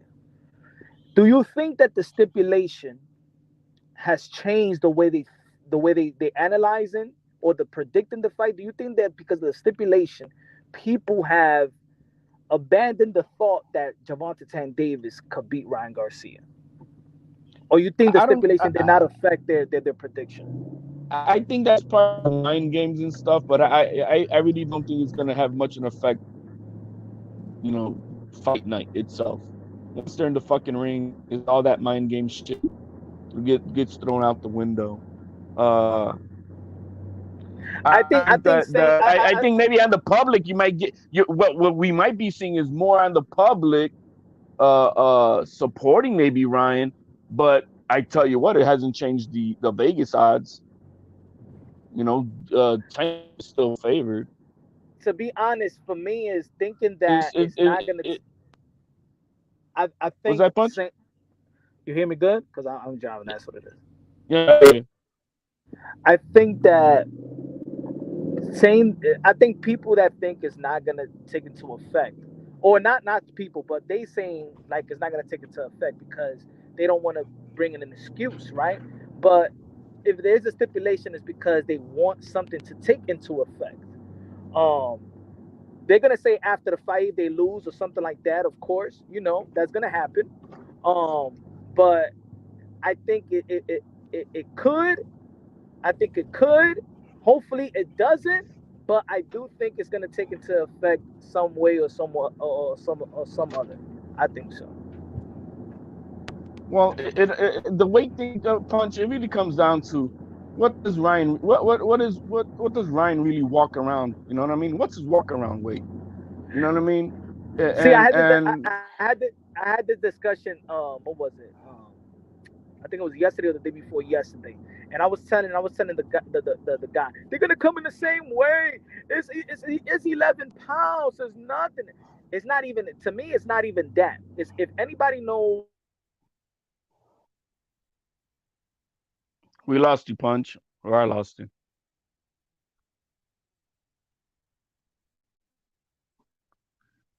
Punch. 1, 2, 3. Punch. Yo. Okay, now you back. What do you think fighters do after a weigh-in? What's the first thing they want to do right after? What they do? Right. It's exactly to start the proper hydration. So start the rehydration. The first thing they go is drink whatever they drink their soda. Right, their concoction, right? Whatever And- the special juice they got. and after they do the little interviews, and sometimes I said they even do interviews after weighing because they running to a restaurant. They running to eat. Finally, they run to eat. You know what I'm saying? They eat like there's certain fighters to be like, I eat pasta, chicken, my favorite. I remember Keith Thurman was eating a bunch of pizza. There's other fighters, they want their burger. They eat, yes. But Punch, They have a shitty ass. this is a two-way rehydration clause. It's not a one-way rehydration clause. Tank got to do the same thing that Ryan is doing. Well, I'm not, to be honest, I'm not sure about that. I caught wind of that. I caught wind of it because the commissioner is not going to allow that to flow that way. Oh So yeah, both fighters got yes, it floated that way with Daniel Jacobs and Canelo Alvarez. Canelo Alvarez didn't have to do the rehydration clause of Daniel Jacobs. Remember, the A side, they implement that stipulation for that B side. But Daniel Jacobs said, "Fuck it, take that 200 plus K. I'm coming in at whatever weight on fight night." Remember, he got I thought I caught wind of Tank saying it himself that he has to do the same. Nah, to be honest, I don't think. On an interview, I don't think so. The only time that is on both sides, if they was fighting for the IBF, it is within their rules. I don't think that Gervonta Tank Davis is saying, "Oh, and I can't rehydrate either." Nah, he's doing it for Ryan Garcia. That's why. But that's an assumption because of other people that have done it. You know what I'm saying? When other people apply to other people, it's not for them to also do it. But Punch, from 9 a.m. on Saturday, that's when they got to re-weigh in again. So he'll have. It could be from 8 to 10. Right.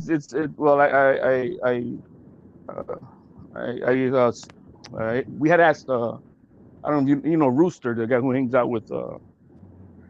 But what I was going to say, what I was gonna finish off by saying when after a fighter finished, the problem is this: a fighter like Gervonta Tank Davis after the weigh-in is going to comfortably rehydrate.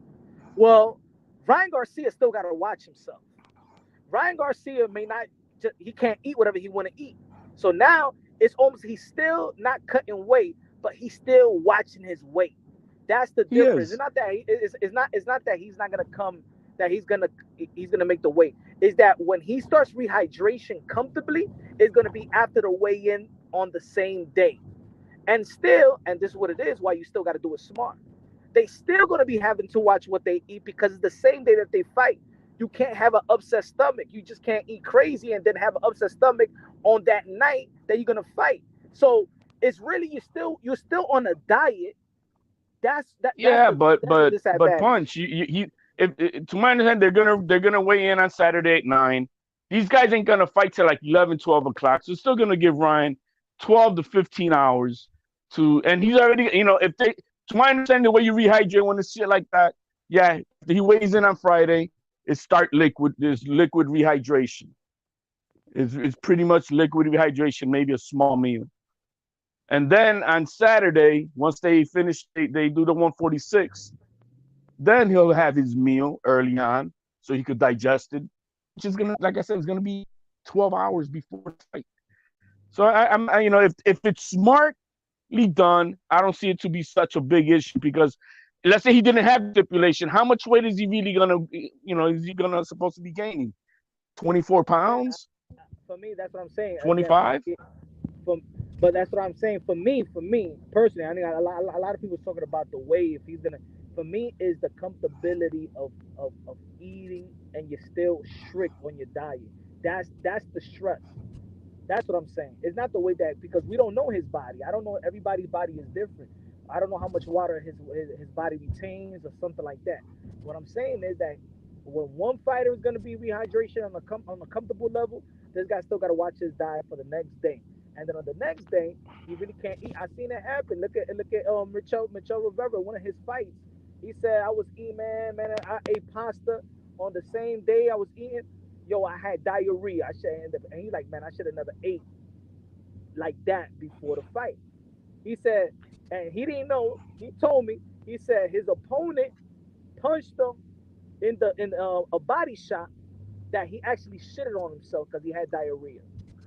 But He yeah, couldn't that's do the because interview post that's fight because he needed to rehydration. run to the bathroom. That's what I'm That's saying. improper way of rehydration. Because because the way he's doing his dieting, that means he was starving himself, fasting, and not able to eat properly. That means he didn't have a proper nutritionist with him. Put food in your stomach. Yeah, that's what's gonna happen. You know, I mean, as we saw, they had him using some bullshit just to cut weight. So I mean, he doesn't have the proper people around him. No, I'm not talking about that was the last. I'm talking about that was a fight way before his last. I'm not talking that happened. But I know is what I'm saying, Punch. I'm just that saying means that's an experience. That's an he's been doing this shit wrong all along. So I don't expect Ryan, who has the money, to have the proper people around him to know how to do this shit properly. Right?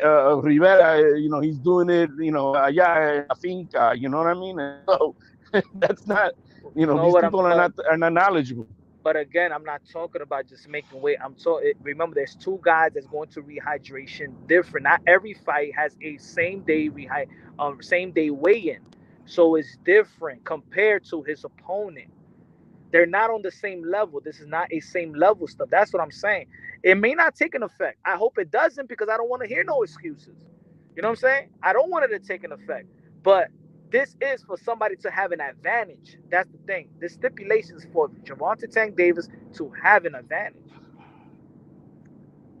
I say by the time fight night comes in, Ryan Garcia is going to weigh over 150 pounds.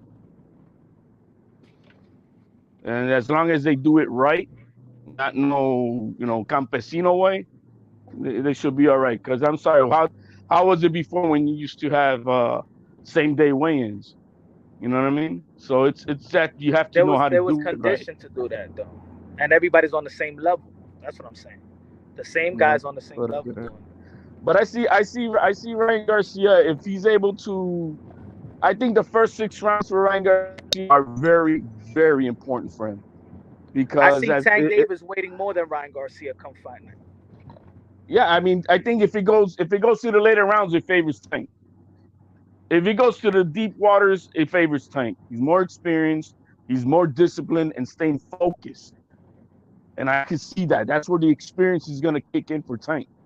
And he has the power to neutralize everything. But in the first 6 rounds, that was a tough fight.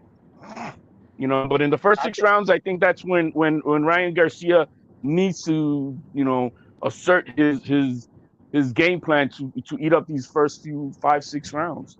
And then from there we'll see where it goes. But I mean, for anybody saying it's gonna be he's just gonna beat the shit out of Ryan Garcia just like that.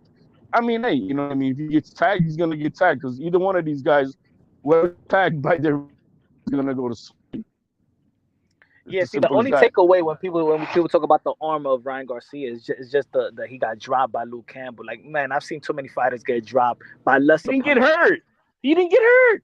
Yeah, you know what I'm saying? So, the way that he recovered was fast, and he won the rest of the round. It's kind of like when Lomachenko got dropped by Linares. Not the same way, it was a body shot, but he got right back up and he beat Linares for the rest of the round. So like put it this way: if you was any fighter, would be like, would you get who you think was more hurt? Linares dropping Loma, or Linares staggering Haney? What do you think is worse? Well, you're right, exactly, because you're buzzed and we saw that Haney's delivery level quick. You know what I mean? And that's the difference. Luckily that there was no more time left. But if that was like a minute, then you. Oh, yeah, you could almost call it curtains. Because so being dropped is not the same as being hurt. It's not. If flash knockdowns happen, you could have also been squared up. You know what I mean, and whatnot.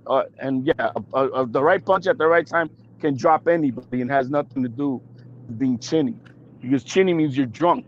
You know what I mean? That you don't even know where the fuck you at. Amir Khan shit, like. Right, exactly. And so Ryan showed that he has a vulnerability to getting tagged up there, but we saw that he did not get drunk. You know what I mean? He got right back up immediately. Actually, he got up immediately, and so that recovery level is very important. On the other hand, we saw what happened with with Tank, and you said earlier in the 9th round with Barrios, we sat him on the ropes almost. You know what I mean? He felt it. He felt it.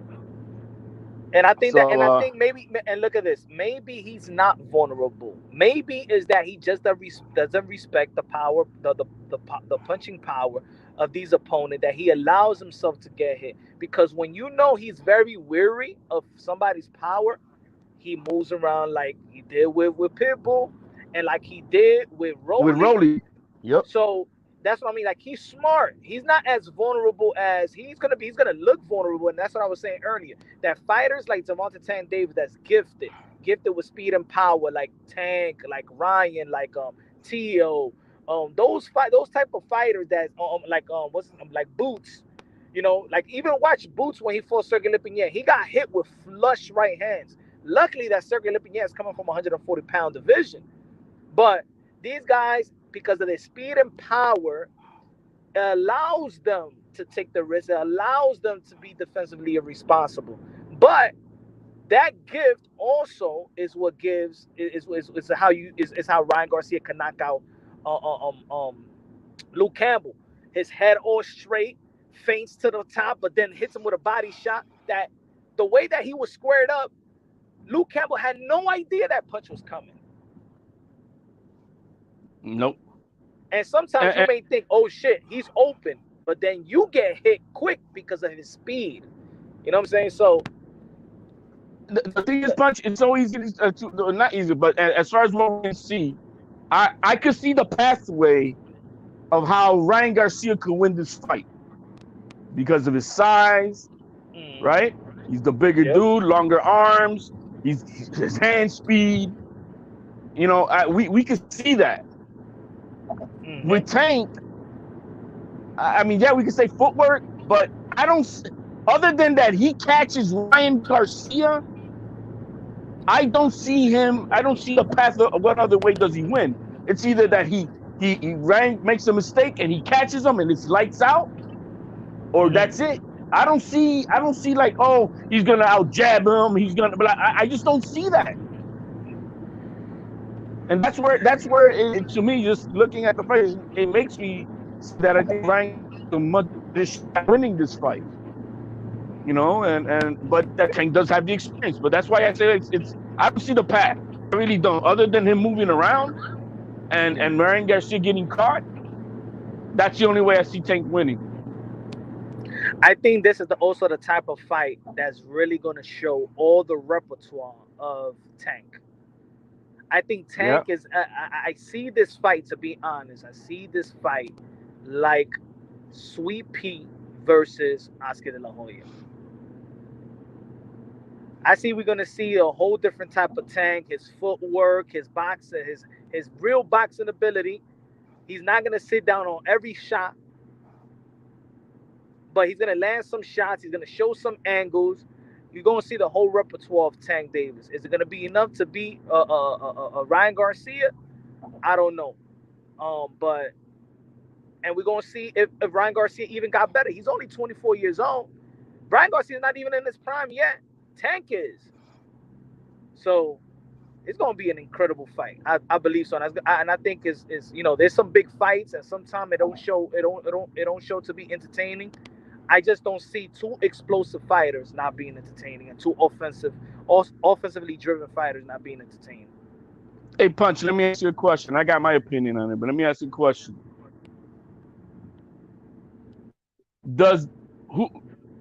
By winning the sport, let's put it this way, the sport benefits the most by which one of these two fighters winning?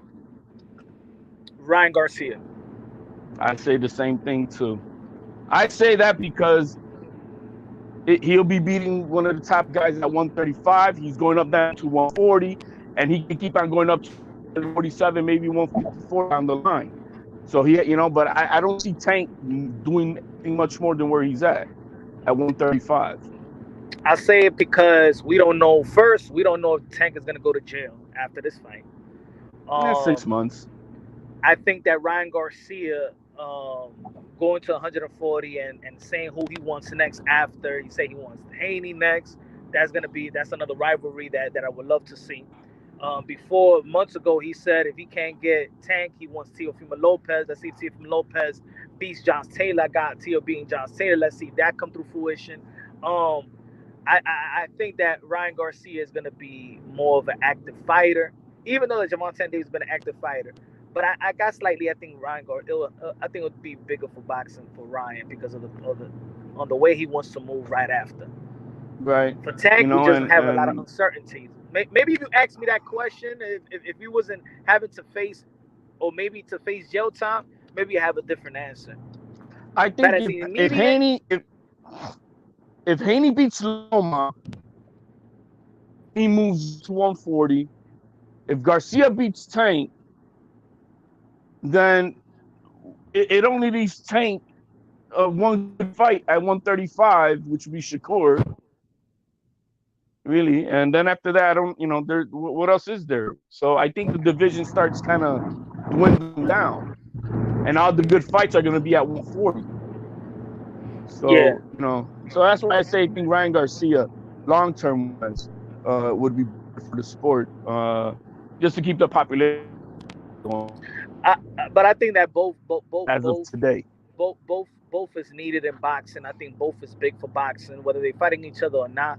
I think, look, I tell you this: if this performance brings a standing ovation to the point where fans really, like at the end of the fight, not really caring who really won because they're so excited that they experienced and witnessed something good, like the Thurman and Porter, like everybody gave that fight a standing ovation after the fight. Everybody was up.